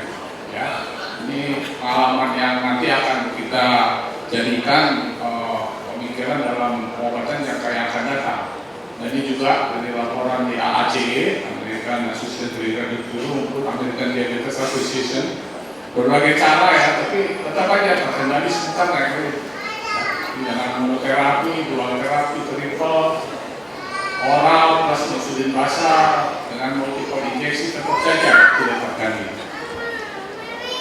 Oleh karena itu, kenapa? Karena sejak pertama kali mendiagnosis pasien diabetes, sebenarnya cadangan sel beta atau fungsinya itu sudah menurun sekitar 60% ya, 30-60%. Nah, mulai terapi, contohnya rasoneria, diet, metformin, ternyata terus akan terjadi penurunan fungsi sel beta. Ini baru tahap awal, baru 6 tahun pertama, padahal ada pasien yang sudah terapi sampai 40 tahun, jadi bisa dibayangkan berarti sel betanya sudah nggak berfungsi lagi.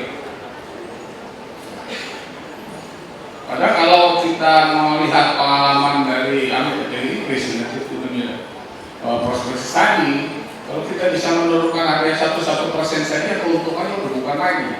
Kematian menurun, ya, komplikasi mikrovaskuler juga menurun 70%, ya, serangan jantung menurun, juga amputasi maupun peripheral vascular disease juga menurun, ya, stroke juga menurun. Ini hanya menurun HbA1 1%, nggak usah 10. Kita mau menurunkan di bawah 6,5 ya. Nah, di dalam sekarang ini, di dalam tahap terakhir ini kita sudah mulai memikirkan bagaimana menangani diabetes tidak hanya berpikiran pada insulin resisten dan pankreas saja, ya, karena kita memahami patofisiologi yang lain. Nah, kemudian kita juga memikir obat yang tidak dapat menurunkan berat badan atau berat badannya minimal kalau insulin ideal tetap stabil, tidak naik lagi, dan juga mengurangi kejadian hipoglikemi. Tentu ini harus dipikir secara individual, tidak sama satu pasien satu dengan pasien yang lain. Nah, kemudian sekarang sudah kita pikirkan terapinya itu lebih dini, ya. Bahkan mulai ada prediabetes sudah mulai ditangani. Nah, ini yang sekarang yang terakhir. Nah, dan untuk meningkatkan kepatuhan berobat, ya, kadang-kadang kita dulu ya berobat kadang datang, kadang enggak, kadang minum obat, kadang tidak, yaitu sangat mempengaruhi prognosis jangka panjang. Oleh karena itu kita juga harus memperhatikan faktor-faktor risiko yang lain pada pengobatan pasien diabetes. Juga akan harus mengamati target outcome-nya seperti apa. Jadi tidak asal kita terapi saja, tapi kita punya target yang kita sampaikan kepada pasien. Nah, ini tantangan kita ya, yang sekarang sudah mulai dipikirkan untuk menghadapi ke depan, yaitu memikirkan dalam terapi itu adalah komplikasi agar pasien lebih safe ya. Kalau di dalam terapi pasien di rumah sakit ada pasien CT, ini kita memikir faktor safety-nya, jangan sampai ada hipoglikemia, uding dan lain-lain. Kemudian juga memikirkan bagaimana sel betanya tetap, cadangan sel betanya jangan cepat turun ya. Kalau sudah cepat turun pasti akan terjadi perubahan terapi yang cepat. Kemudian juga kita harus memahami mengenai berat badan. Kemudian juga kita juga mulai memikirkan jangan sampai terjadi komplikasi kardiovaskuler yang bersamaan dengan terjadinya diabetes, dan memilih satu model terapi yang simple dan fleksibel, jadi tidak kaku seperti dulu ya. Kalau dulu kan kaku harusnya begini, ini kita pegang terus walaupun sebenarnya sudah tidak terkendali. Nah, Itu ya saya sampaikan di awal tadi, kita dulu hanya berpikir di pankreas, kemudian sistem insulin, hati dan otot-otot, ya, atau jaringan lemak. Ternyata patologi lebih terjadi tidak hanya di pankreas, ya, baik sel beta, sel alfa, kemudian produksi gula di hati, kemudian juga uptake dari glukosa di otot maupun di sel lemak. Nah, ternyata komplikated ya. Ada 3 organ lain yang berperan di sini, yaitu usus, ya, otak, ya, dan ginjal. Jadi ketiga organ ini ternyata ikut juga mengatur atau meregulasi gula darah, sehingga kadar gula darah itu dapat terkendali dengan paling sedikit 6 organ yang berperanan di sini. Ya, kalau dulu hanya 3 organ, tapi sekarang kita sudah memikirkan 6 organ. Nah, jadi obatnya juga jadi macam-macam ya. Ada yang titik tangkap ke khusus, ya, yang kita kenal GLP-1 agonist, glucagon inhibitor, juga ada yang ke pankreasnya sendiri. Sekarang juga berpengaruh pada sel alfa, tidak hanya sel beta, otak juga sekarang sudah mulai ada, walaupun yang bisa juga belum beredar.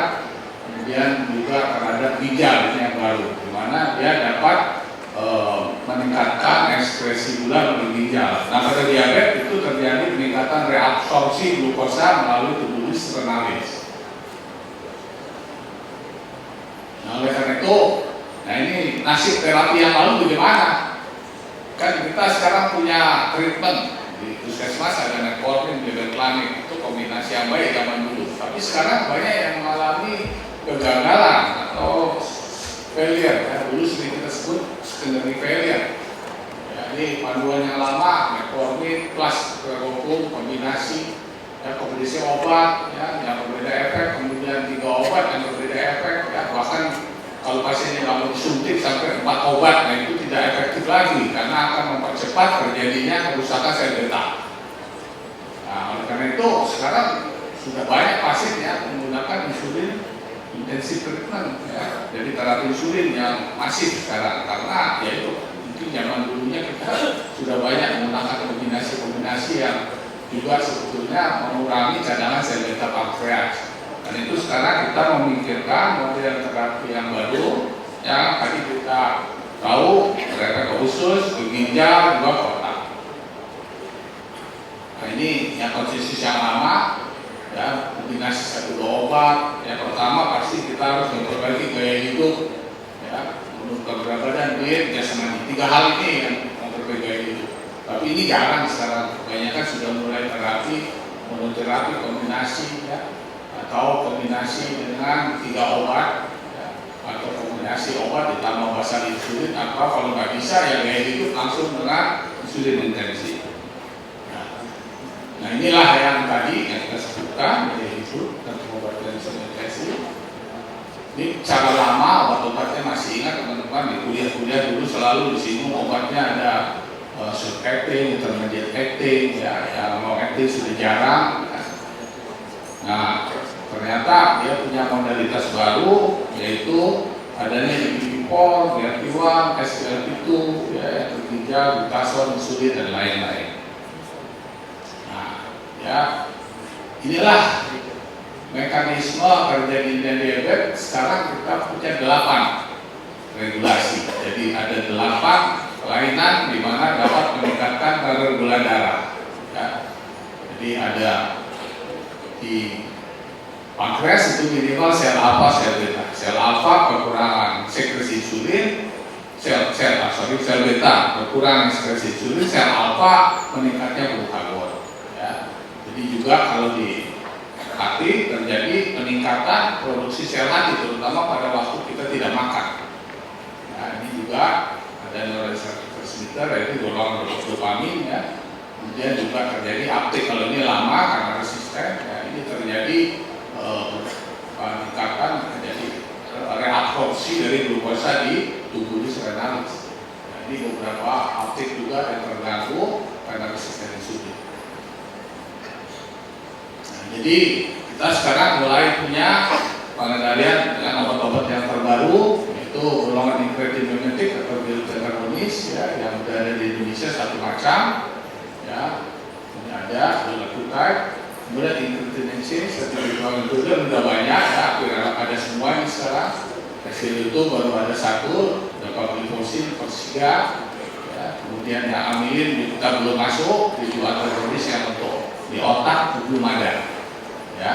Jadi beberapa masuk karena itu konsensusnya berubah-ubah karena ada obat baru. Nah, ini konsensus yang baru, tadi yang lama 2015. Ya. Kita boleh pilih obat apa saja. Yang pertama, dengan melihat karena HbA1 kurang dari 7,5. Kalau HbA1 7,5 atau lebih, kita mulai langsung dengan 2 obat. Ya. Nah, kalau lebih dari 9 atau sama dengan 9 HbA1 dengan gejala-gejala langsung insulin. Kalau gejala-gejala ya kita dengan kombinasi 2 obat atau 3 obat. Nah, ini yang obat baru, nah, kita boleh pilih. Yang penting jangan sama. Misalnya metformin kombinasi dengan estil itu bisa, ya.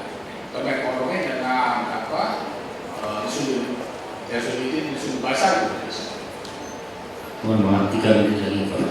Ya, sedikit lagi. Jadi ini contohnya terapi kombinasi. Jadi sekarang lebih fleksibel. Kombinasi yang lama itu hanya 2. Satu, insulin sekretagogun ya, yang memicu sel beta memproduksi insulin. Yang kedua, resisten insulin. Jadi misalnya metformin dengan glibenclamid. Tapi sekarang kita punya variasi yang banyak. Jadi contoh, masih ada kombinasi yang lain. Nah, ini insulin resisten sekretagogun. Jadi memicu sel beta untuk menghasilkan insulin. Metformin rezolidin ya, ini juga resisten dengan sensitisasi insulin, jadi meningkatkan sistem insulin. Metformin dengan alfa-glukosidase, insulin resisten di terapi dan terhadap alfa-glukosidase inhibitor, jadi di gastrointestinal. Sulfonylurea dan trazodone. Jadi kombinasi banyak sekarang pilihan. Karena itu kalau kita mau mengobati, lihat dia punya penyakit apa. Dan tadi sudah disebutkan komorbiditas. Penyakit yang ada pada pasien tersebut, pasien diabetes tapi ada sakit, misalnya diabetes dengan obesitas, ya, pilihannya mungkin metformin dulu plus sekretagogun. Tapi ada kelainan ginjal, kita nggak boleh pilih SGLT2 misalnya, kita pilih yang lain, juga jangan metformin, ya, misalnya sekretagogun plus glucose inhibitor kalau dia ada gangguan fungsi ginjal. Jadi pilihan ini berdasarkan komorbiditas. Tidak kayak dulu, kalau dulu ya udah nggak boleh pakai metformin, nggak boleh pakai sekretagogun, juli misalnya. Jadi sekarang pilihannya lebih fleksibel dengan memperhatikan komorbiditas. Nah ini targetnya, ya. Targetnya tidak muluk-muluk, tapi susah ya. Apalagi ini berat badan, nah ini yang punya risiko kardiovaskuler, ini yang punya risiko. Bedanya hanya di sini. Pada LDL-nya, pada yang punya resiko kardiovaskuler, apalagi kena serangan jantung, LDL-nya diturunkan di bawah 70. Tapi kalau yang belum pernah ada gangguan kardiovaskuler, LDL-nya bisa kurang dari 100. Kalau yang lain saya kira ini sama, ya, sama. HbA1 di bawah 7 di Indonesia. Tapi kalau di Amerika, AAC merekomendasikan 6,5. Itu suatu hal yang sulit. Ya, kalau teman-teman ada yang punya pasien diabetes, susah membuat nasional. Kemungkinan jarang terjadi di Indonesia. Saya kira sekian dan terima kasih. Terima kasih Prof. Sudah menyelesaikan tepat waktu 20 menit. Baik, selanjutnya kita tampilkan berbicara kedua Dr. Soehati Kapten. Mungkin CV-nya bisa tolong dibacakan oleh Dr. Domit. Berikut CV dari Dr. Soehati Kapten, SPFK. Dia lulus dari FKUI dan langsung menjadi staf Departemen Farmakologi dan Terapeutik FKUI hingga sekarang. Jabatan saat ini sebagai Rektor Kepala di FKUI. Beliau juga merupakan Ketua Ikatan Ahli Farmakologi Cabang Jakarta. Beliau tergabung dalam organisasi Perdafki dan Ketua Seksi Ilmiah Perkumpulan Osteoporosis Indonesia. Kepada Dr. Soehati Kapten, SPFK, waktu dan tempat kami persilakan. Kita berikan aplaus untuk Dr. Soehati. Akan sangat menarik, tadi sudah disampaikan oleh Prof. Mati segala macam komplikasi. Rupanya ke osteoporosis pun ada hubungannya diabetes. Ya, kita dengarkan bersama. Silakan dokter. Waktunya 20 menit. Terima kasih dokter juga.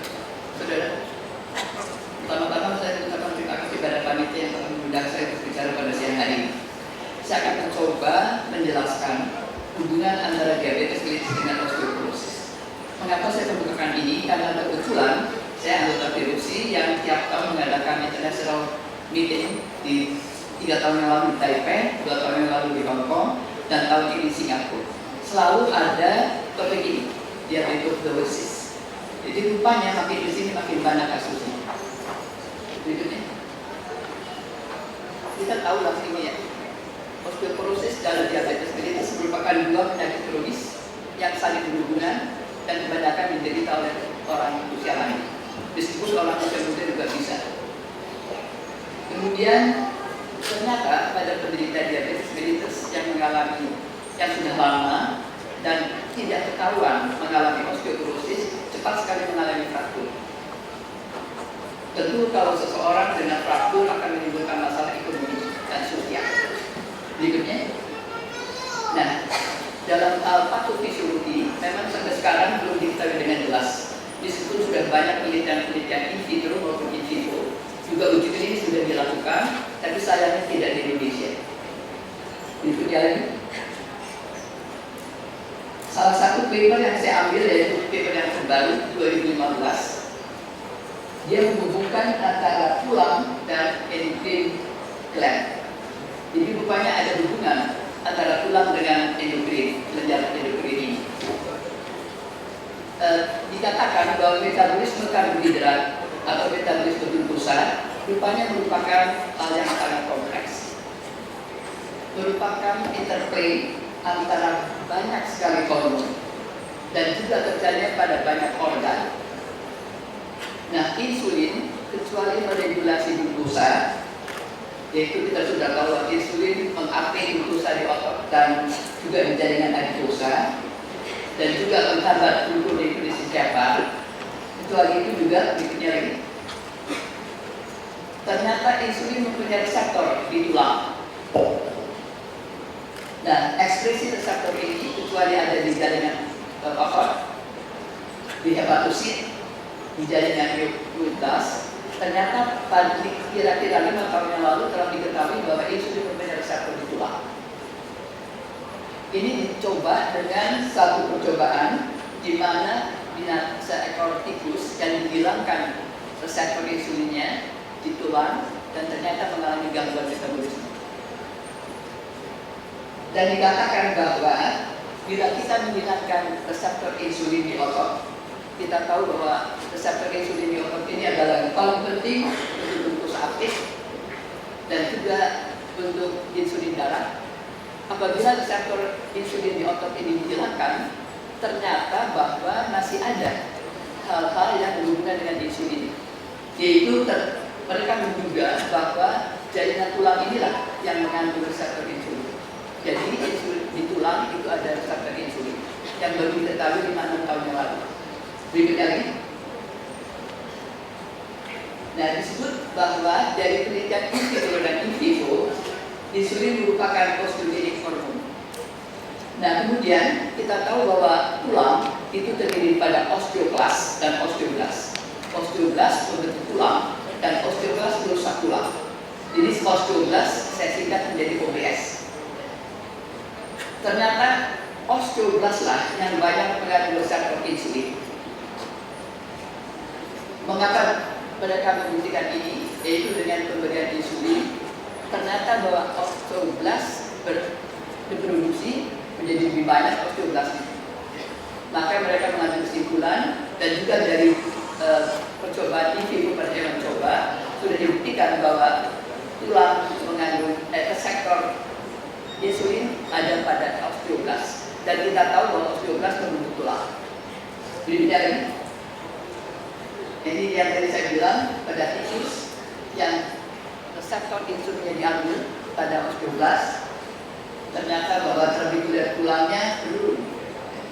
Kemudian jumlah osteoblas juga menurun, sehingga tulangnya tidak patah. Juga terjadi penurunan atau keropokan pada sel-sel osteoklas. Yang kita tahu bahwa osteoklas ini memang merusak tulang. Di dunia lagi, ini adalah salah satu juga penelitian dari Karski 2010. Osteokalsin, kita tahu bahwa osteokalsin diproduksi oleh osteoblas. Dia sangat penting untuk pertumbuhan tulang dan kekuatan tulang. Jadi kalau seseorang osteokalsinnya di dalam darah meningkat, berarti bahwa tulangnya makin lemah. Dia mudah patah, mudah mengalami osteoporosis. Nah, osteokalsin ini merupakan non-kolagen protein yang diproduksi oleh osteoblas, disimpan di ekstraselular matriks tulang, dan sebelumnya akan mengalami dekapsulasi dengan tandanya adalah dengan D-L-arsin. Afinitasnya terhadap hidroksid apatit akan meningkat, sehingga bagian mineral dan matriks tulang akan meningkat. Itu adalah fungsi daripada osteokalsin. Dibeda lagi. Dan osteokalsin yang tidak mengalami dekapsulasi namanya osteokalsin uncarboxylated. Tandanya adalah biru OCM di sini, akan masuk dalam sirkulasi tadi sudah saya katakan, dan akan memperlemah tulang. Berikutnya lagi, ini gambarnya ini saudara. Cuman yang saudara harus lihat adalah antara osteoklas sebelah kanan dan osteoklas sebelah kiri yang tadi saya katakan. Ada hubungan antara osteoklas dan pankreas. Jadi osteokalsin yang tidak mengalami insulin akan merangsang pankreas sebelah kanan akan mensekresikan insulin. Itu aja hubungannya supaya nggak bingung. Tapi kalau saya menjelaskan di dalam nanti bingung karena waktu itu juga singkat. Berikutnya lagi, ini juga kita lewatin aja, waktunya singkat. Lagi. Nah, kecuali osteokalsin juga adiponektin, ada leptin, itu juga berperanan pada tulang. Jadi pada penderita DM ternyata leptinnya bertambah. Berikutnya. Slide berikutnya.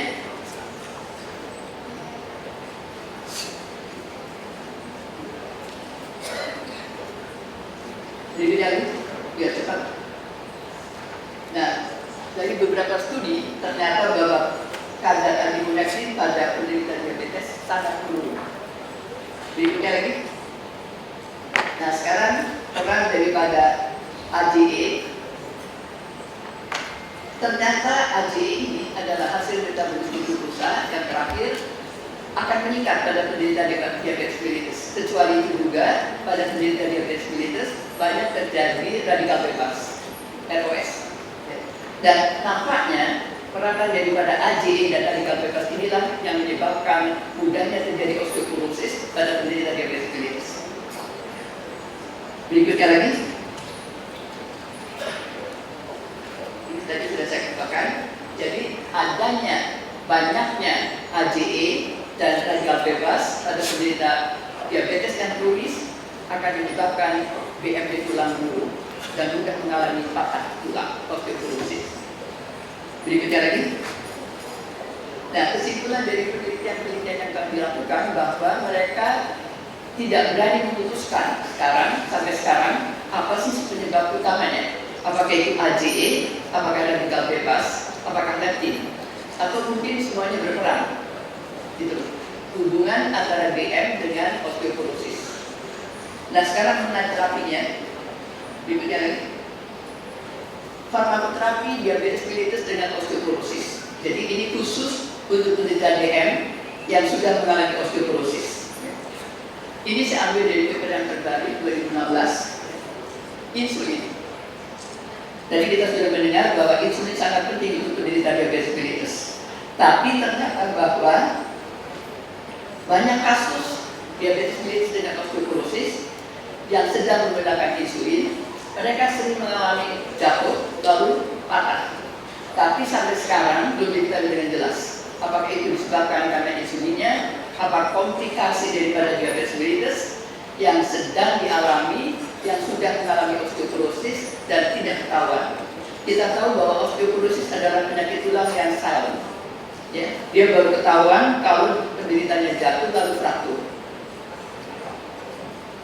Kemudian golongan P2 metformin ternyata cukup baik untuk penderita DM dengan osteoporosis. Metformin dapat diberikan dalam kombinasi dengan obat anti osteoporosis yaitu bisosonate. Tetapi pemberian oral harus hati-hati, harus dipisah. Karena bisosonate adalah obat yang sukar sekali diabsorpsi melalui GI tract. Diatogliflozin, yaitu pioglitazol dan sildenafil, ternyata juga bisa menyebabkan BMD tulang belur dan terjadi kerokokan tulang. Oleh karenanya jangan sekali-kali menggunakan preparat ini untuk penderita DM dengan osteoporosis. Kita tahu juga bahwa golongan pioglitazol ini dan oxybenzone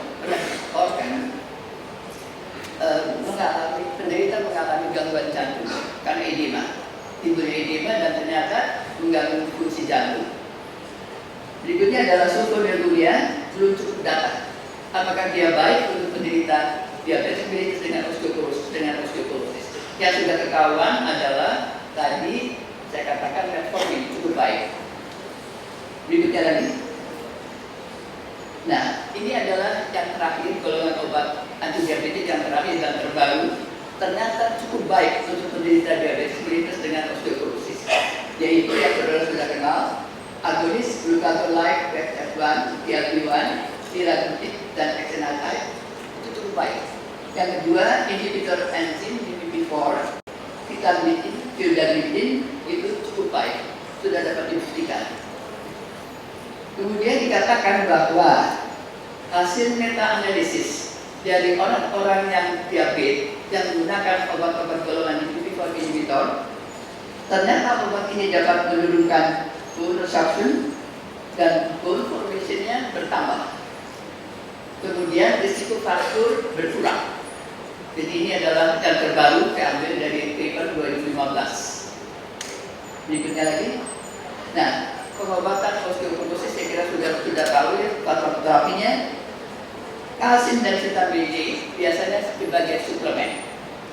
Kemudian hormonal replacement terapi dan serum raloxifene tidak dianjurkan. Karena apa? Kedua golongan obat ini dapat meningkatkan glukosa darah bila penderita sudah mengalami DM. Jadi katanya jangan sekali-kali memberikan ART atau raloxifene pada penderita osteoporosis dengan DM. Nah, yang dianjurkan adalah bisosonate.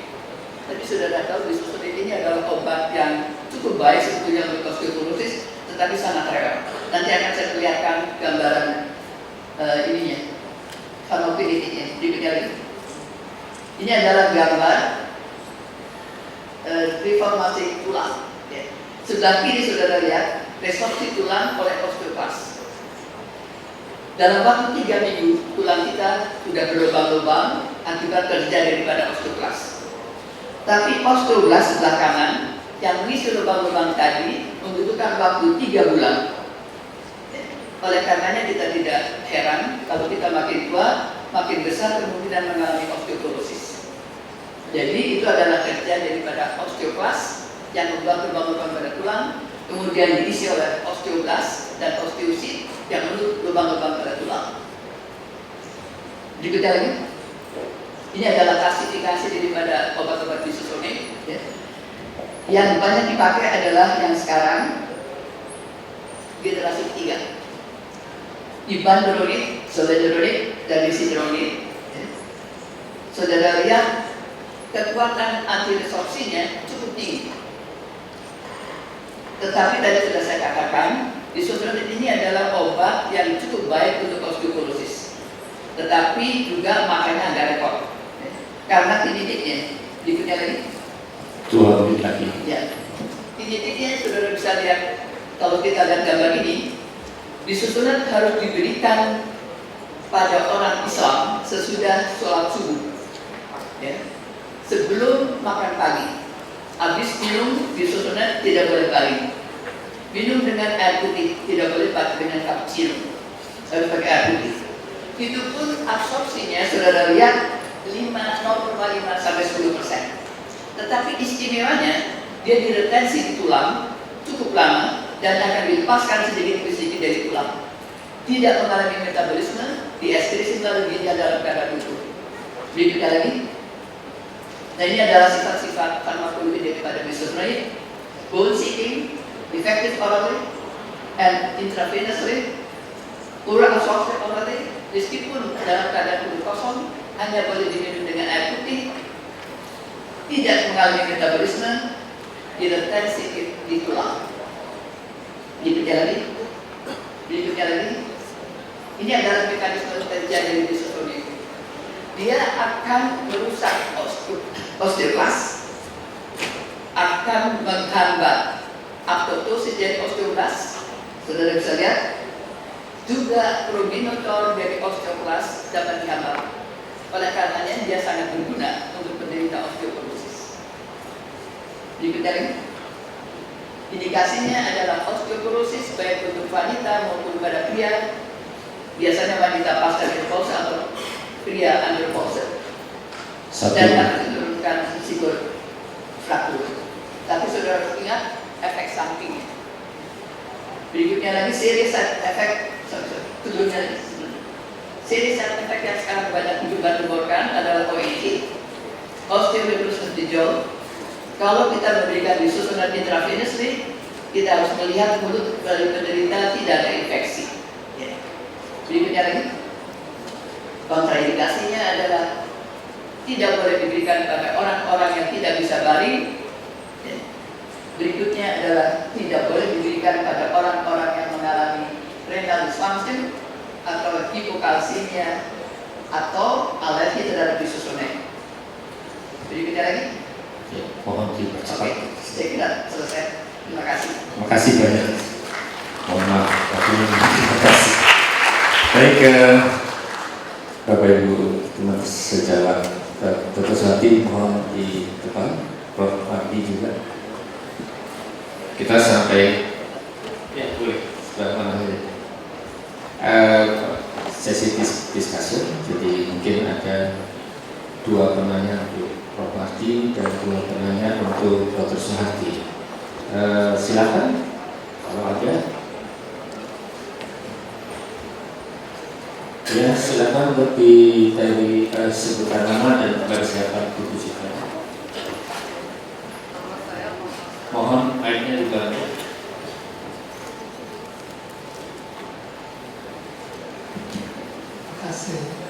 Terima kasih. Nama saya Patmasari Prabowo, lulusan dari Fakultas Administrasi di Belgia. Saya mau nanya ini sama Dr. Pradi.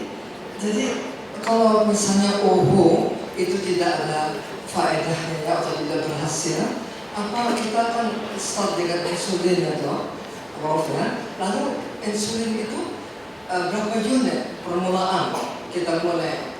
Jadi itu sampai sekarang saya begitu mengerti ya. Lalu saya juga mau tanyakan sama Dr. Profesor Suhati. Jadi kalau seandainya ada DM dari osteoporosis ya, jadi tadi dokter bilang HRT, hormon replacement therapy itu tidak boleh ya. Lalu diberikan apa itu bisphosphonate atau apa itu alendronate intravenous itu boleh. Jadi kalau dengan oral kan orang Islam katanya harus sesudah subuh dan sebagainya, jadi agak sulit. Jadi kalau intravenous apa boleh? Itu yang saya mau tanyakan. Terima kasih. Ya, pemberian OHO itu bukan ada gunanya. Tapi kita lihat pertama kali dia datang, apakah ada riwayat pengobatan dengan OHO atau dia belum pernah berobat. Yang kedua, kita lihat juga kadar asumsinya selain kadar gula darahnya. Karena ini baru datang pertama kali ke teman sejawat. Ya, jadi pertama dia pernah dapat OHO atau tidak, kedua dia pernah dapat apa, ya. Kemudian tadi kalau dia sudah pernah dapat, tentu tadi ada contohnya dia sudah mengalami failure, misalnya kalau sudah memakai dosis maksimal. Nah di Indonesia itu ada kebiasaan dari puskesmas pertama kali dapat metformin pas di reklamin, kalau dia tidak terkendali dosisnya maksimal, dia dirujuk ke rumah sakit dibeli, ya. Nah di situ baru kita mulai melihat perlu ditambah obat ketiga atau kita start dengan basal insulin. Itu akan dilihat dari kadar gula darah serta kalau mau dievaluasi HOMA-nya, dengan dihitung insulin puasa dan kadar gula darahnya ada rumusnya. Tapi kalau dalam praktek sehari-hari kita sebetulnya sudah melihat kalau dia dosis metforminnya sudah 1.500 lebih, glibenclamidnya sudah 20 mg, ya maka itu sudah maksimal dengan 2 obat. Maka kita harus tambahkan obat yang lain atau mulai dengan basal insulin.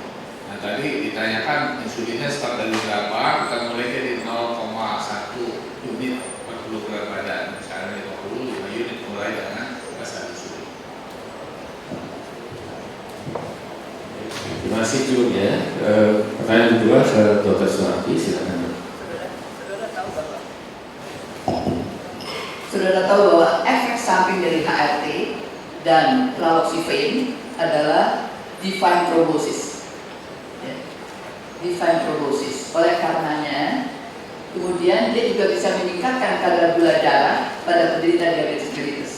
Oleh karenanya dikontraindikasikan pada penderita osteoporosis yang akibat diabetes mellitus, jangan sekali-kali diberikan HRT atau raloxifene. Kemudian tadi ditanyakan sebelumnya tadi ditanyakan kalau pemberian oral repot, apakah bisa diberikan suntikan? Nah, pabrik obat juga pintar saudara. Sekarang nggak ada isosonat yang harus diminum daily, yang ada mingguan atau bulanan atau 3 bulan sekali, ya, karena repot. Harus diminum dengan air putih 1 jam setelah minum harus tegak, tidak boleh minum apa-apa, tidak boleh makan apa-apa, tidak boleh dimakan bersama-sama dengan obat lain. Nah, mereka membuat disidronat misalnya 5 mg diberikan tiap minggu. Tiap hari, sekarang nggak ada lagi itu, yang ada 35 mg tiap minggu. Kemudian alendronat sekarang juga 70 mg weekly tiap minggu. Ibandrone sekarang tiap bulan 150 mg atau intravenous rate dalam bolus 3 bulan sekali. Yang terakhir, zoledonic acid, emang dari dulu nggak ada tabletnya, harus diberikan intravenous rate per tahun. Tetapi hati-hati saudara, pemberian disusunat intravenous rate mudah sekali menimbulkan ONG, osteonecrosis of the jaw. Oleh karena dikatakan sebelum pemberian obat, penderita harus dikirim ke bagian gigi untuk melihat apakah ada infeksi di gigi, apakah ada gigi bolong.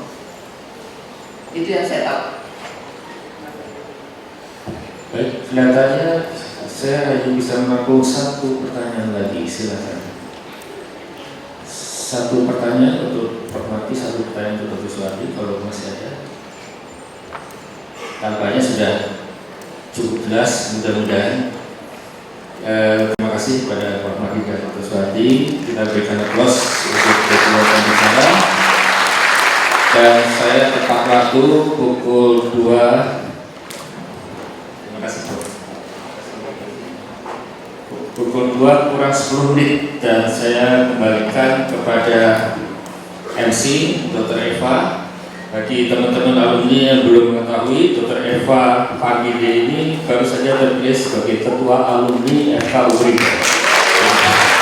Terima kasih.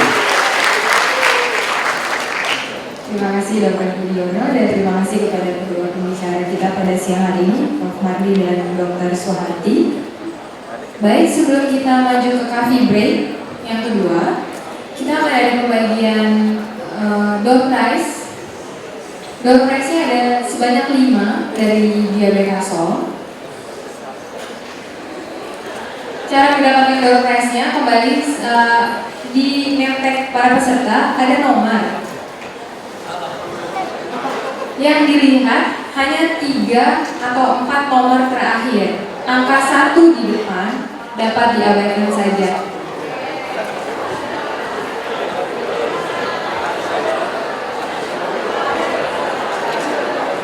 Ada yang tidak ada?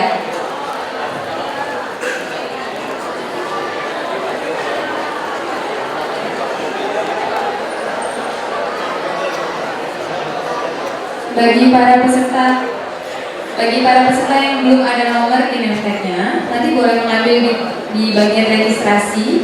Nomornya akan ditempel di situ. Nanti ada door prize lagi setelah sesi terakhir hari ini. Baik, bisa kita mulai ya. Kembali saya ulangi, yang dilihat adalah 3 atau 4 angka terakhir dari nomor yang ada di name tag para peserta. Abaikan saja nomor 1 di depannya. Baik, silakan dimulai.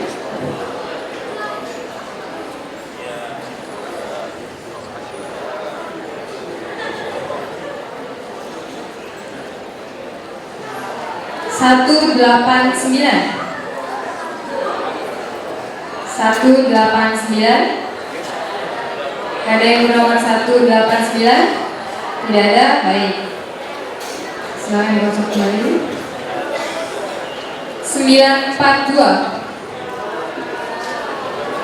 942. Tidak ada. Baik, silakan diundi kembali. 225. Ada? 225? Silakan maju. Baik, kita undi lagi yang kedua. 1105. 1105. 1105, apakah ada? Tidak ada. Baik, kita lewati ya berikutnya. 1325. 1325, apakah ada? Tidak ada. Baik, kita ulangi lagi. 1363. 1363. 1363 ada? Tidak ada. 125. 125, apakah ada? 125, tidak ada. 125, oh ya, silakan dokter maju ke depan. Ya, kita lanjutkan untuk door prize yang ketiga. 644. 644, apakah ada? 644.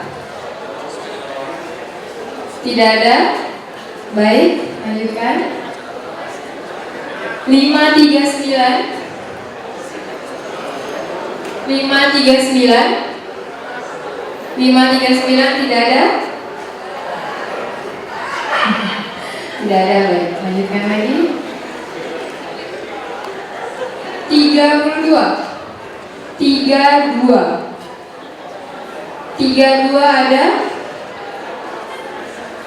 32, tidak ada. Baik. 276. 276. 276, apakah ada? Tidak ada. Baik. 564. 564, apakah ada? Tidak ada. Ya, lanjutkan lagi. 1069. 1069. Tidak ada. 882. 882, apakah ada? Tidak ada. Baik, lanjutkan lagi. 765. 765, apakah ada? Tidak ada. Oh, ada. Oh, silakan dokter. Oh.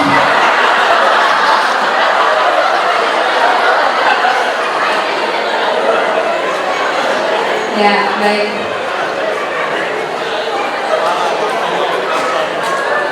Baik, karena dari tadi nomor yang diundi belum ada, jadi untuk sebelum coffee break yang kedua siang ini hanya akan dibagikan 2 door prize dari Diabetasol. Tenang, 3 door prize yang lain akan diakumulasikan untuk door prize setelah sesi terakhir hari ini. Jadi kami mohon untuk tetap mengikuti sampai dengan sesi terakhir hari ini karena akan ada door prize lain dari Diabetasol. Dan juga ada paket medical check up dari Prodia sebanyak 3 paket. Terima kasih, silakan dinikmati kembali. Kepada dokter coffee break diadakan tetap 10 menit ya dokter. Kita kembali ke sini pukul 14 lebih 5 menit.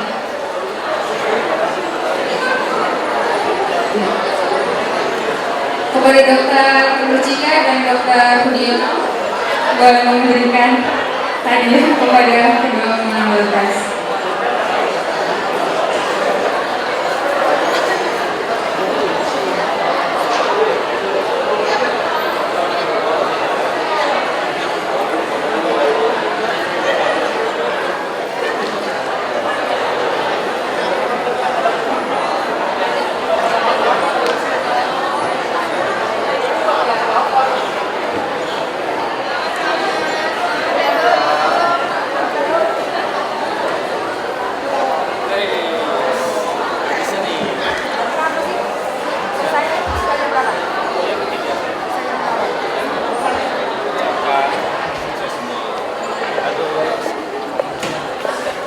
Apa kabar?